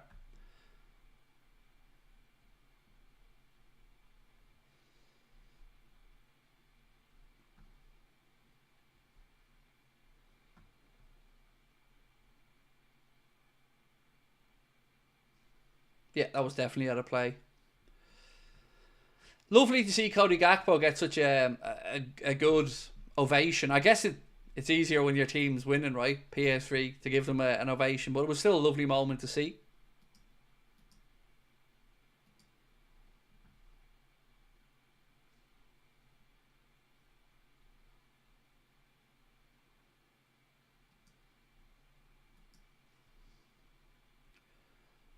Well done. Oh, now he gives a free then. Fuck's sake. McConnell wins the ball back right in front of the ref, thinks about it, and then eventually gives a free kick against them.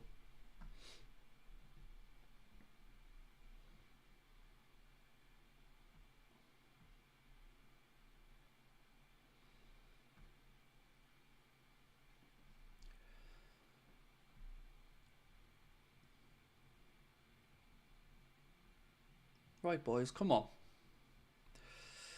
Liam said this is a nothing game. It's never a nothing game, mate. There's always something to be taken from every game, whether it's a promising young player, a confidence boost. There's always something to be taken from every game. Good ball over the top from PSV.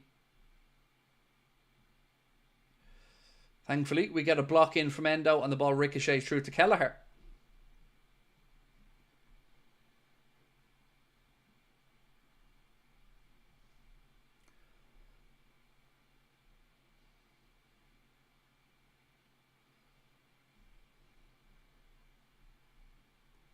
At the moment, who we set to play in the round of 16. We won't know till Friday, mate. There's a draw at 11 a.m. on Friday, which will map out everything.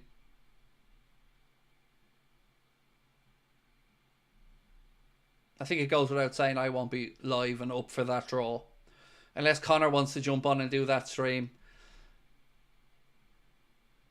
Oh, Liverpool player Fede nearly having a first date with the cameraman there.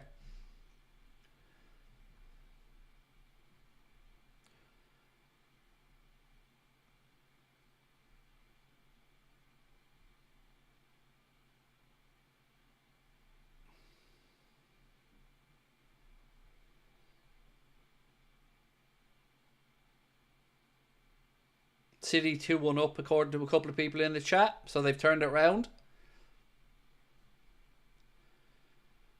Quasim, thank you, bro. Appreciate you. So, yeah, City have turned that around. They're 2-1 up. So, as it stands, they are scraping their ass through to the playoff round.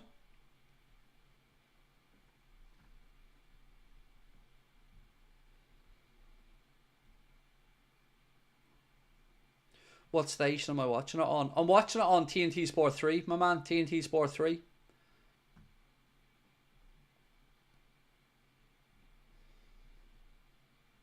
Endo. To Morton. Again, giving away sloppy stuff, boys. Come on.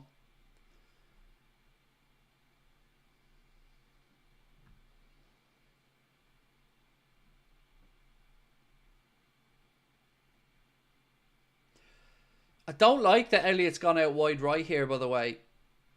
I know it gives more balance with Morton through the middle, but I don't like that Elliott's gone out wide right because I don't like him out there. I don't think he can impact the game anywhere near well enough. How was he given a free kick? This referee's a donkey, honestly. He's a donkey. Shenanigans.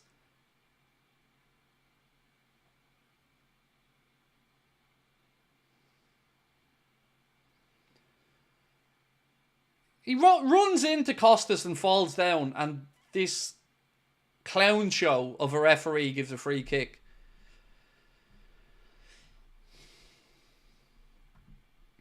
Mohammed said it's probably better for City to go through. It doesn't really matter to me one way or the other because they're not winning the Premier League, so and they might have a chance to win the Champions League with the new signings and all. So I would say no, it's better if they don't go through, to be honest, because I don't see them pulling in potentially 15 points from us. That free kick from PSV was overhit all the way through across Kelleher's goal, and it goes behind for a goal kick. What do I think of Brest? Big fan. Love them. Both of them.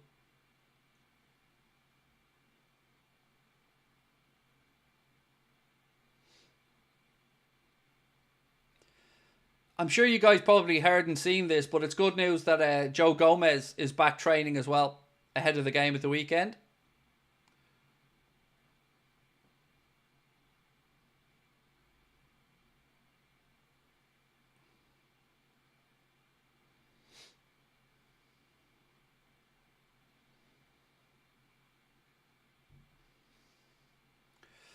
I think Brest have looked a bit lopsided tonight. Yeah, they're sagging, definitely.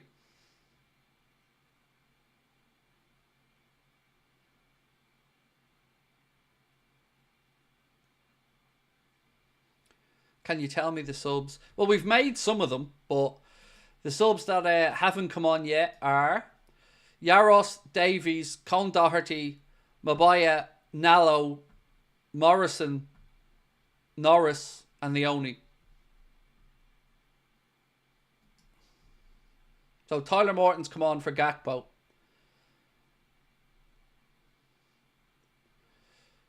Crossfield ball. Bradley heads it behind for a PSV corner.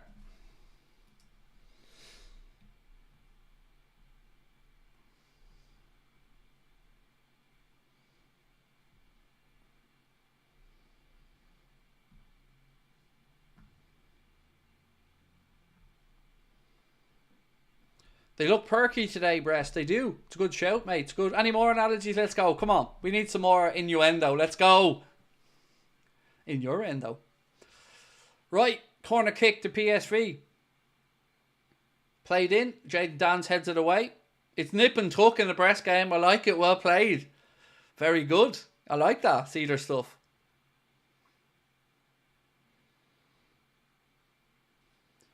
We are so bad. Well, then fuck off and don't watch your moany shite.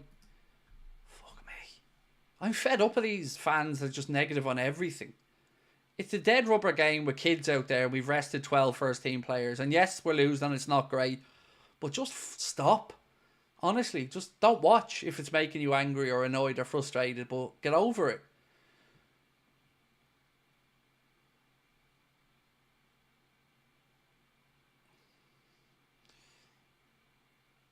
Real Madrid are milking Brest. There you go. More of these analogies. Let's go. I love it. Is Areola playing there for Brest? Come on, now that's good. Give me that. There is an Areola, right, in the nipple? They're small. They're in need of support. Well played. Another good one. Small and in need of support. Well played. That's one of my favourite ones so far. What's their shape though out there on the pitch? You know, what's the formation? 2. It's 1-1. They need a bit of a lift. I'm here all week.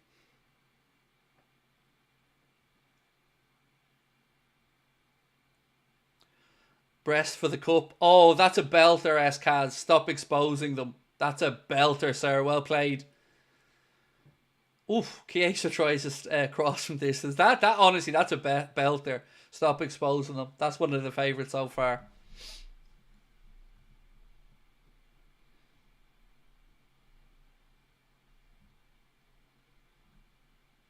They're bouncing around the pitch. Yes, folks. Well played.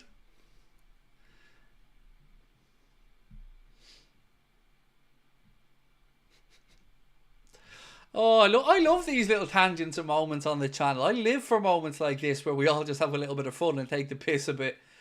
They're in the double D formation, said Zach. My favourite formation, that's Zach. They've a big pair up top. Yes, Ishmael. Well played, sir.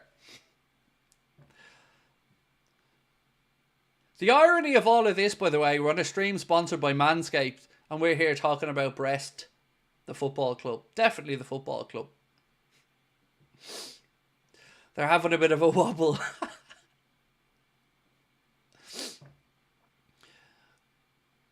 Oh, God. We are all just growing ass children. Let's just be honest about it.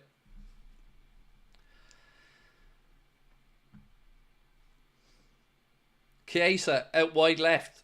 Costas tries to go with him in the overlap. Chiesa cuts in field. Again, some intricate play on the edge of the box, but Eindhoven That'll be a yellow card for stopping a counter-attack. I think it's Morton, is it? Yeah, Tyler Morton goes into the referee's book for stopping the counter-attack.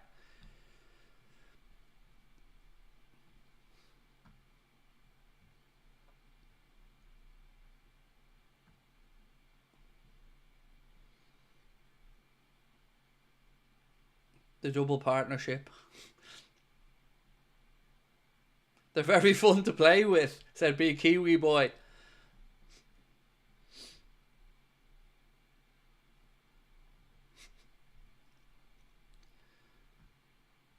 We need to get a grip. Alex, well played. We need to get a grip. It's a bit of a mouthful.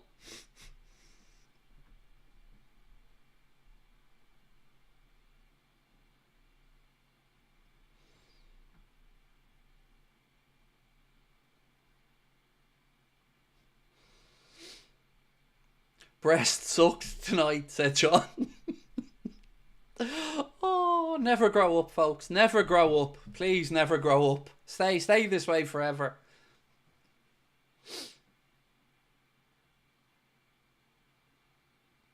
You're going in hard on Breast there, lads. Come on. Right, Neoni. Yes, Trey Neoni coming on. Here we go. Baller time. Is Andy Robertson coming off? Wataru Endo with the captain's armband, and I'm here for it.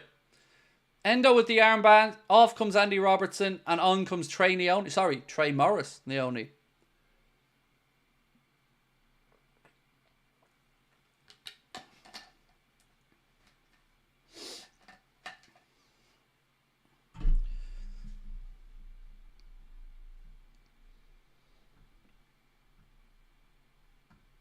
Anfield Agenda is the breast community on YouTube, said L70. Zekro, yes. Oh, 1-1. Atalanta have equalised. 1-1 in Barcelona.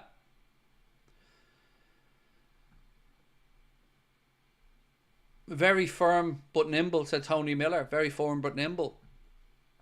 So you don't confuse them with mountains, Tony, you know. Summoning my inner Shakira. Looking at my breasts so small and humble, though you don't confuse them with mountains. Free kick given there against Chiesa, and he's not happy about it.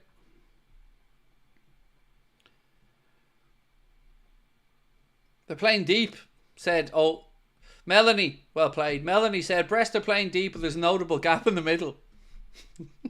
Just when I think we're getting towards the end of it, Melanie, great creative people like yourself come up and find the way. Well played. Will said, apparently it's a bit nippy in Manchester. I heard... No, I can't say that. I can't say that. That's too sick even for me. Sorry. I'm not saying it. You lot need to grow a pair, said Toes. Well played. Watkins has missed a penalty in amongst all of that, apparently.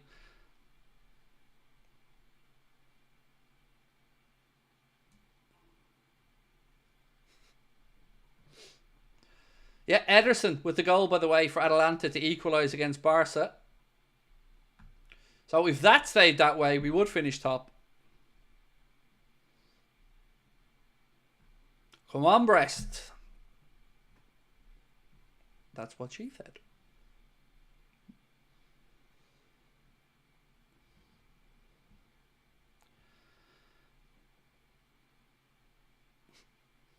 Oh, here we go. Peter, I like it. Peter Price said, Brest, they're well rounded.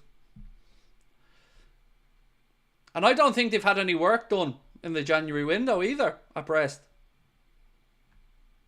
Maybe some work being done behind the scenes, but no work being done at the moment.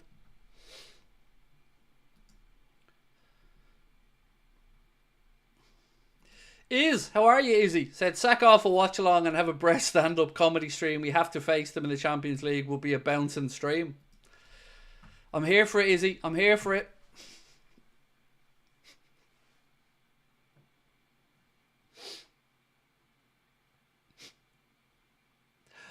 Oh, God. Imagine being a serious content creator. Could never be us. Corner here, by the way, to PSV Eindhoven.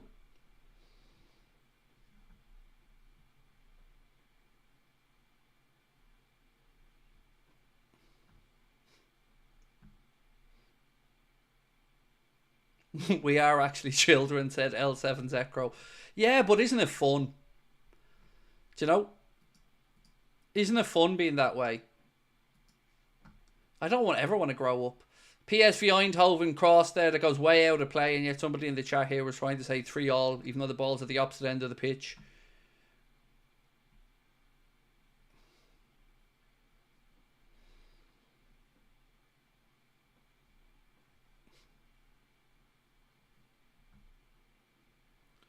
Bellingham's dribbling all over Brest. He's running rings around them.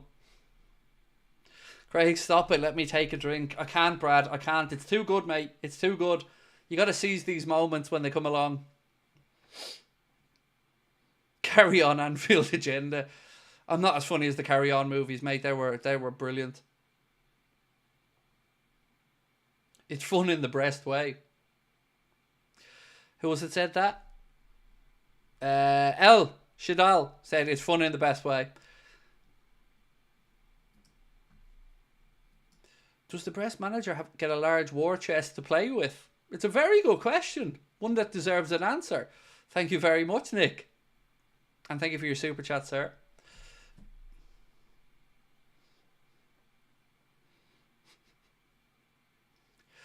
Oh, Dan's is down after getting clattered into here. I think he'll be alright, though.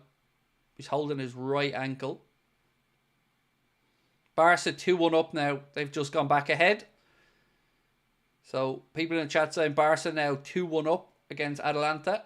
We have 20 minutes to find an equaliser if you're fussed about us finishing top.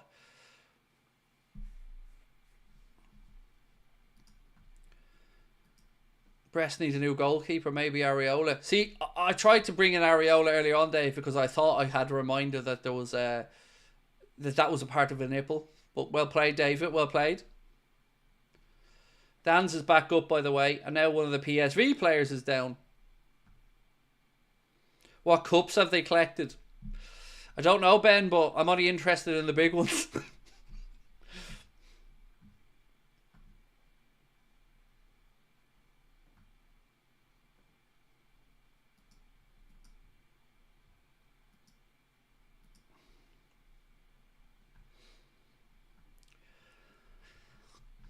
Are they out yet? No, I don't think Brest are out just yet.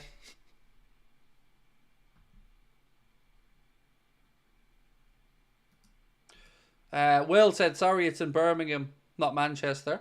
Okie dokie. Thank you for that one. Where's this one? Russ.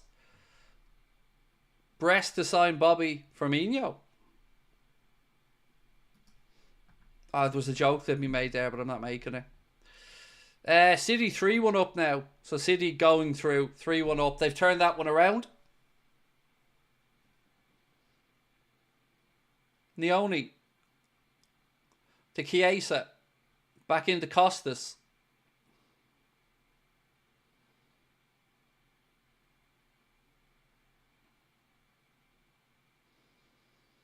"19 minutes plus stoppage time to go."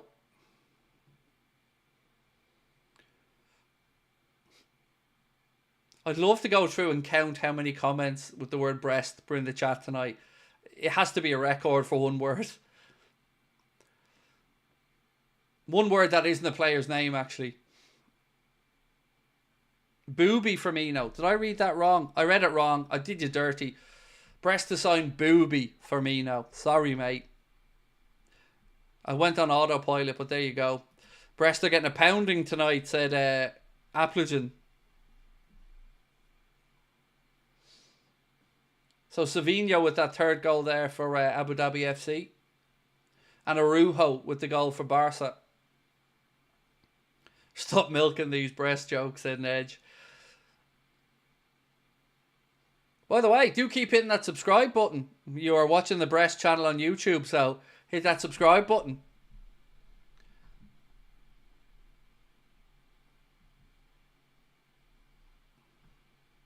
Lisa, thank you, my friend.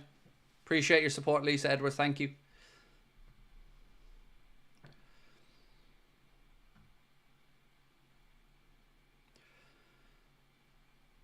Craig, how was that not a red for the foul on Jaden? There's a very easy explanation, Jack, because the referee's a cabbage.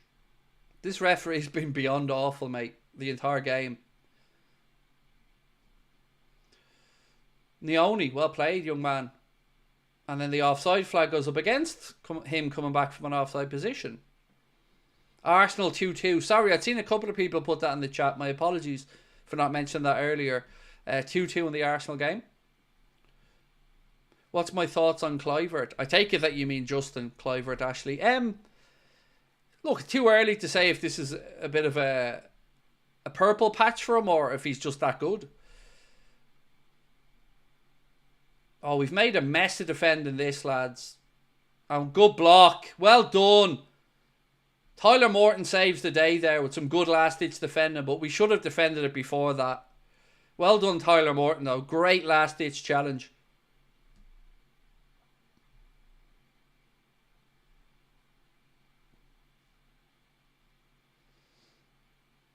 Right, throw into Liverpool. Near side of the pitch. Ederson is a beast. Get him from Atalanta. Look, you've heard me calling for that signing for 18 months.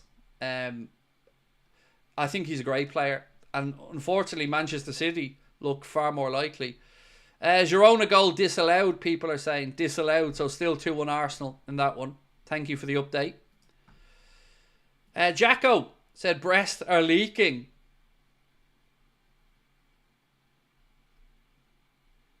Hopefully there's no motorboating going on.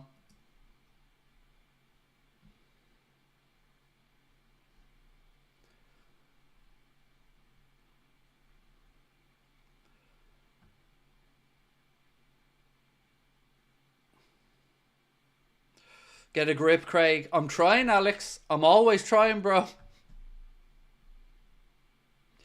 Do you think Mamardashvili would have saved us tonight? I think us defending better, regardless of a goalkeeper, would have sorted us out. The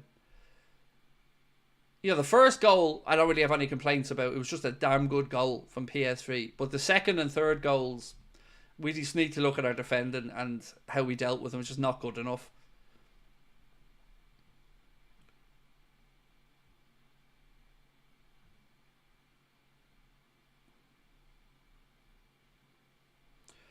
Al Nasser, have they agreed for John Duran?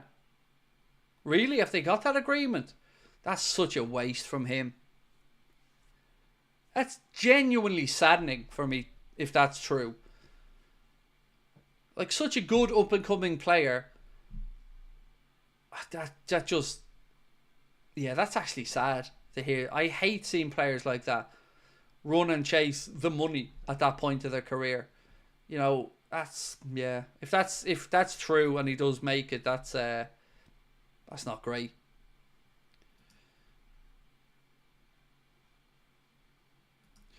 Brest have two big ones up top, though. It's been reported they'd like to sign Wood from Forest to play in the middle. One to watch out for. I like that. Well played. TOTT2KZ1. You know, you just hope that Brest don't get drawn against young boys. They'll have to change their name to Cougar.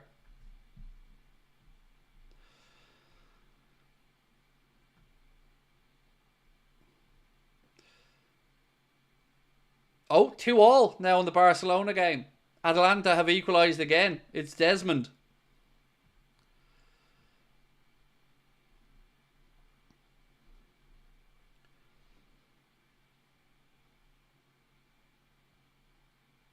Mamories Davili, sorry. I'm reading players' names as their real names and not getting the pun, sorry.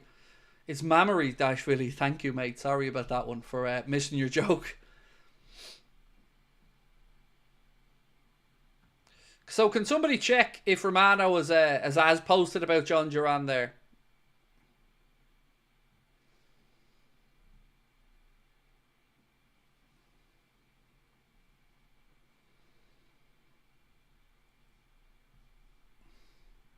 So Al Nasser on the verge of reaching verbal agreement with Aston Villa for John Duran for €75 million with add-ons, but formal steps needed as Al Nasser are also advancing negotiations with Victor Boniface. And then Romano said 75 million euro, here we go soon. So Romano said 75 million euro, here we go soon.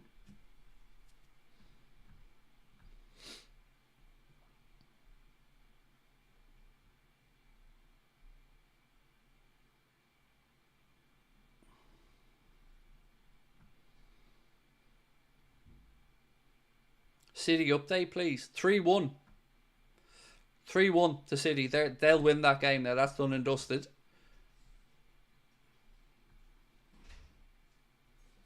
Sabrina, you'd have been proud of me. Spent the entire second half here doing breast puns. Real Madrid are playing a team called Brest tonight, and we spent the whole second half here doing puns. Breast puns. They're top, yeah, they're top heavy. They're milking it. We've had many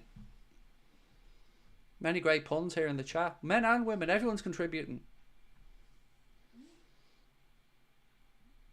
Chiesa, he goes down looking for a penalty. Referee says nothing doing.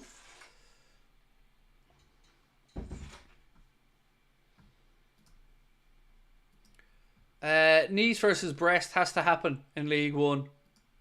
I agree, Nessie.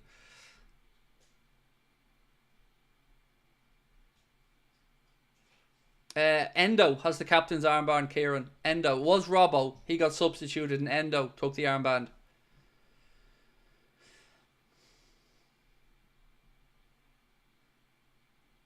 Chiesa is still adamant he should have had a penalty here, by the way, but we've not seen... Here's a replay. Let's have a look.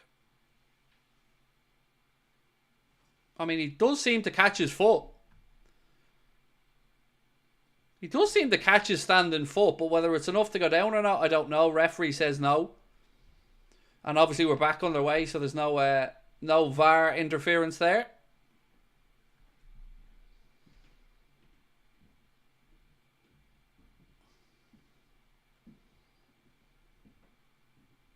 Has Chiesa looked fine since the incident? Yes, he has, Lib. He's certainly been able to run it off.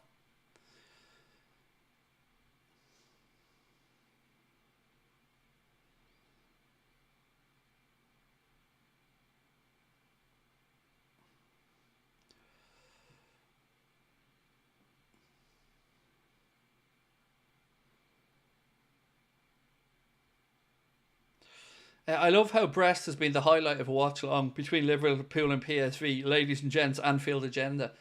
We are a different channel, let's be honest, you know. You never know what we're going to be talking about on here. It could be anything. Food talk, Brest talk, travel. Oh, here we go. Here we go, Brian. I'm loving this one. Are you ready? Brest aren't as good as other teams. Well played, Brian. Well played. And that works for the milking it stuff as well there, Brian. You know, we can play off that. And thank you, sir. Again, appreciate you. Brest new kit leaked. Oh, James, that's up there as one of the best, mate. Their new kit leaked. I like that. And again, Brian, thank you, mate. Very, very kind of you.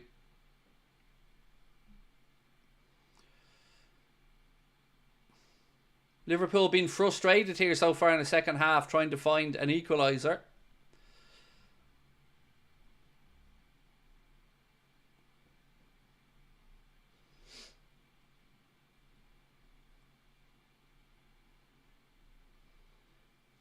Nallo is about to come on now as well. Nallo on the side getting ready to come on.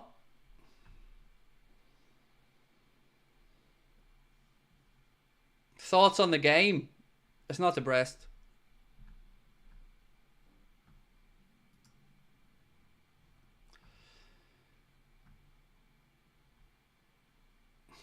Brest can't cope with Madrid's long balls tonight. It's over the top, man. Well played, Football Factory. Well played, sir. Thank you. Right. Ooh, strike from distance with his left foot from Tyler Morton, but the keeper gets his body behind it, makes the save.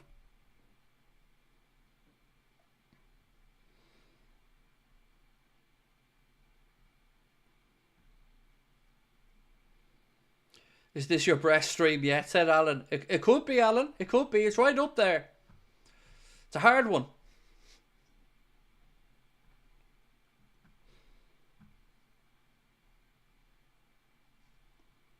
Breasts look below average today.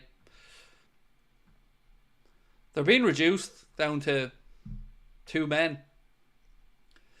Right, Nallo coming on to replace Jayden Dans, which is a bit of a weird one. A centre-back coming on to replace a centre-forward.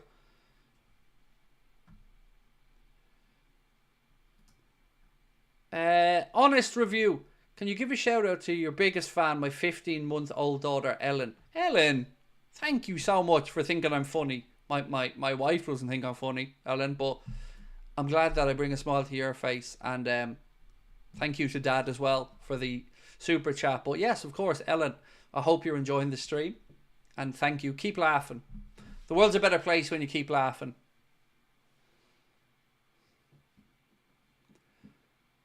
Costas. Again, we're dispossessed. Just haven't found any real way through here. Do you know, we're going to have our man of the match poll coming up after the game, but surely there's going to be a good show for McConnell in that man of the match poll. So basically that's me telling Connor, make sure he's in the man of the match poll.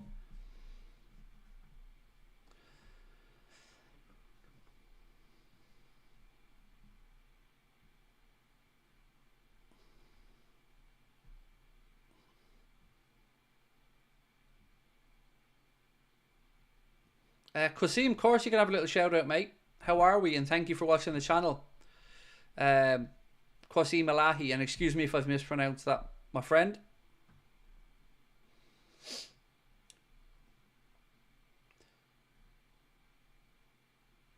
So for me, if I was doing man of the match poll right now, I'd be looking at McConnell, Elliott, Chiesa. Who would have the other one? Yeah, I'm not sure on the fourth one, though. Bakayoko, again, it goes off Kwanzaa and it'll be a PSV corner. So finishes at the Etihad 3-1 to Manchester City. So they're into the playoff round.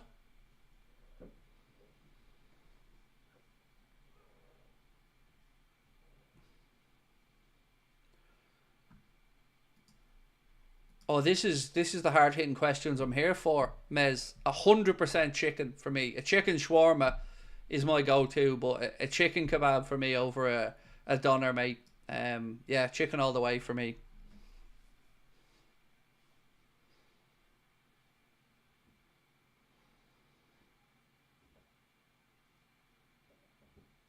God, that's made me want a kebab now.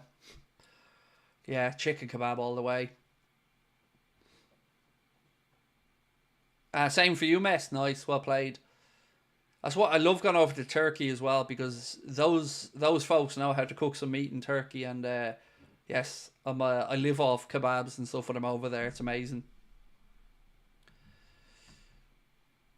Right, we still have 4 minutes plus stoppage time to find an equaliser.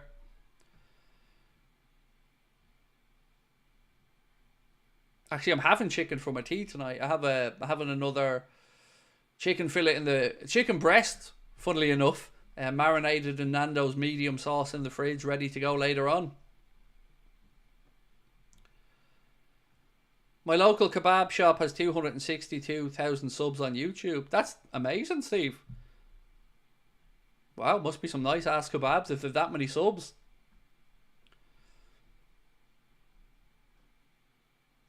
Oh, that could be a red. Yeah, red card for Nallo. Liverpool are down to 10 and young Nallo's night just gone poorly, unfortunately. He's been sent off. Last man challenge. Foul on Bakayoko.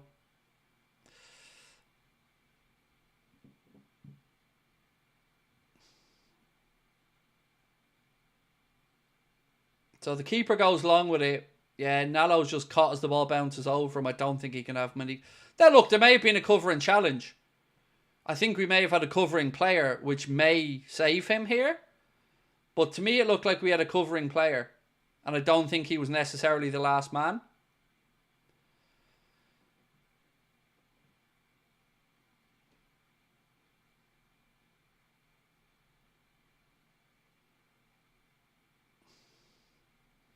It looked to me like there was a covering player in Robbo or whoever it was running back in.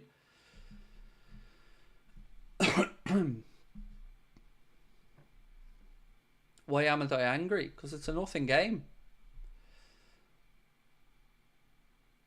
Now he has officially been sent off. I honestly give up about the refereeing and VAR anymore, lads. I give up. Because to me, it looked like there was a player covering and coming across, and he wouldn't have been the last man. But I don't understand their third goal either. So, but I think when you're looking back on that, if you're young Nallo, you'll be looking at the positioning and letting the ball bounce.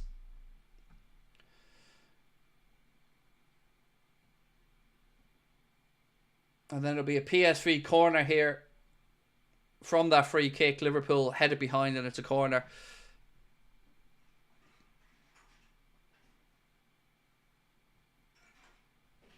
Is it a pen? No, it was outside the box. It was a free kick and it came to nothing. But there is a PSV corner here.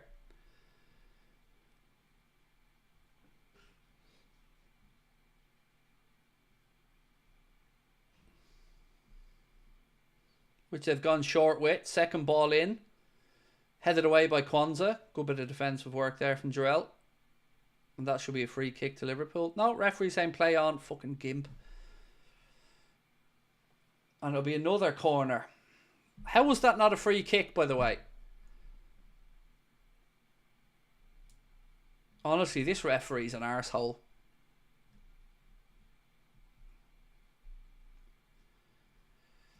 Always been Donner, but since I tried chicken, can't go back. Yeah, I just love chicken, mate, in every form. But thank you, Mets, for the super chat and for bringing up kebab talk. I love it. Right, we're into the last couple of seconds of normal time. Eindhoven corner in. It's headed up in the air by Kwanzaa. It's the weak attempt at a counter-attack there from Liverpool. PSV. Oh, flashed the ball across front of goal again. And we're eventually hook it away.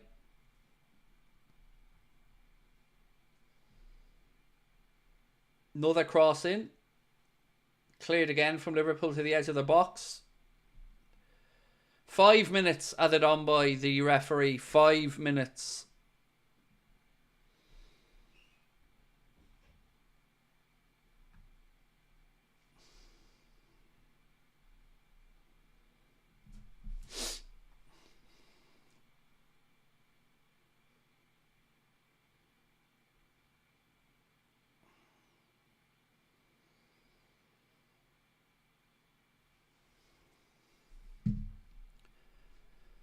Substitution here for PSV.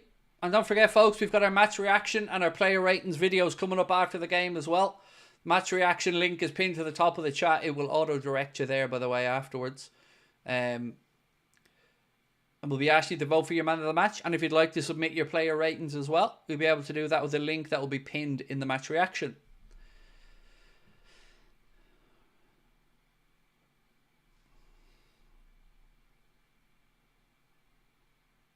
It's 11 a.m. Lee Cox, the draw on Friday, mate. 11 a.m. And it'll be streamed on their YouTube channel, on UEFA's YouTube channel.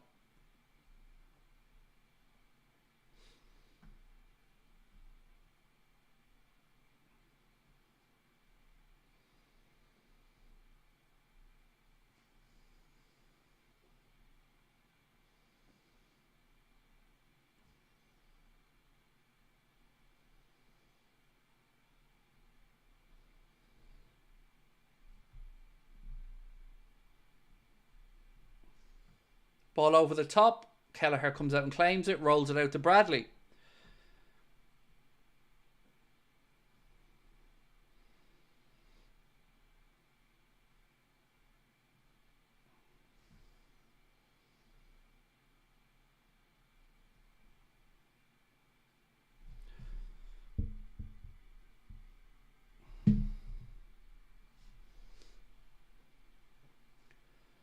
Trying to keep an eye on the Barcelona score here as well.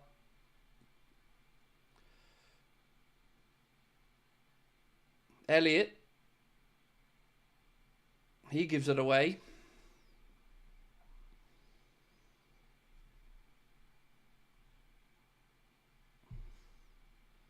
Cross in. Kelleher. Oh, clears it off the line with a last-ditch save.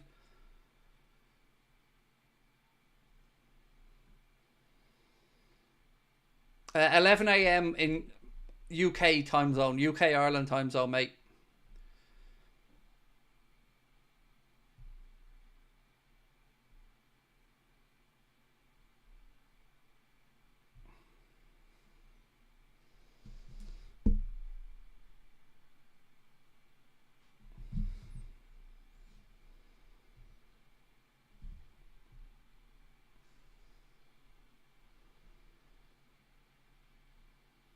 Corner for PSV, played in. Goes beyond for goal kick.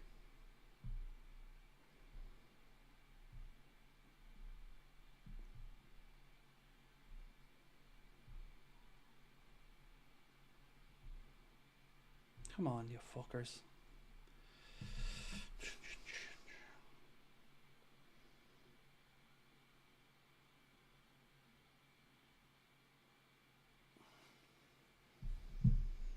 Eindhoven still attacking here, by the way.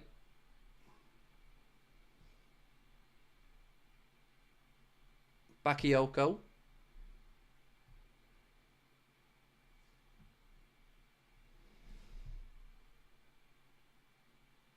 How have they into the 7th minute of 5 minutes in Barcelona, by the way?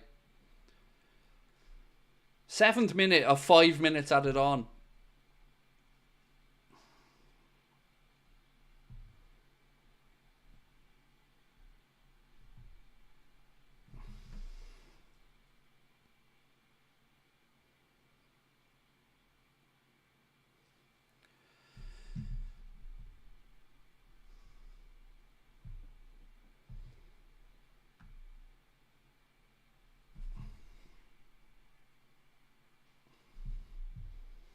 Try 9 minutes. It says 5 on the app I'm looking at. We've had the 5 minutes here, by the way.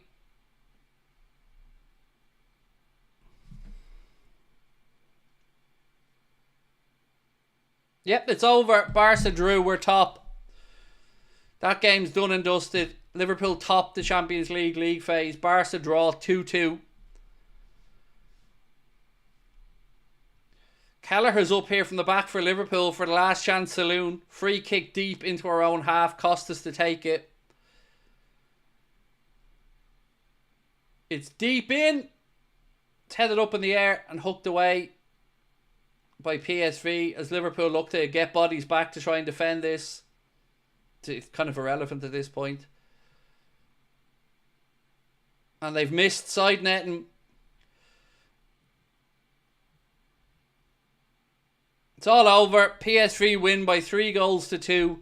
But in the end, it matters not one bit because Liverpool topped the Champions League league phase with Barcelona's 2-2 draw with Atalanta. Meaning that no harm done, really. Other than the fact we don't get to go perfect at the top. Yeah, so there you go. Jacko said Atalanta did us a solid. From the perspective of it looking nice that we're top, yeah. Absolutely. So look, we're going to pick the bones out of this and talk about everything else in the match reaction that is going to be coming up in 60 seconds time. Again, want to just take a quick second to say thank you so much to our sponsors, Manscaped. Don't forget to check out the German Pro package or anything else at manscaped.com and get yourself 20% off and free shipping. That's 20% off and free shipping store-wide with our code Anfield20. Use that one at checkout. Right, my friends, I will see you on the match reaction where you guys can vote for your man of the match, submit your player ratings, and we'll talk about what this means moving forward.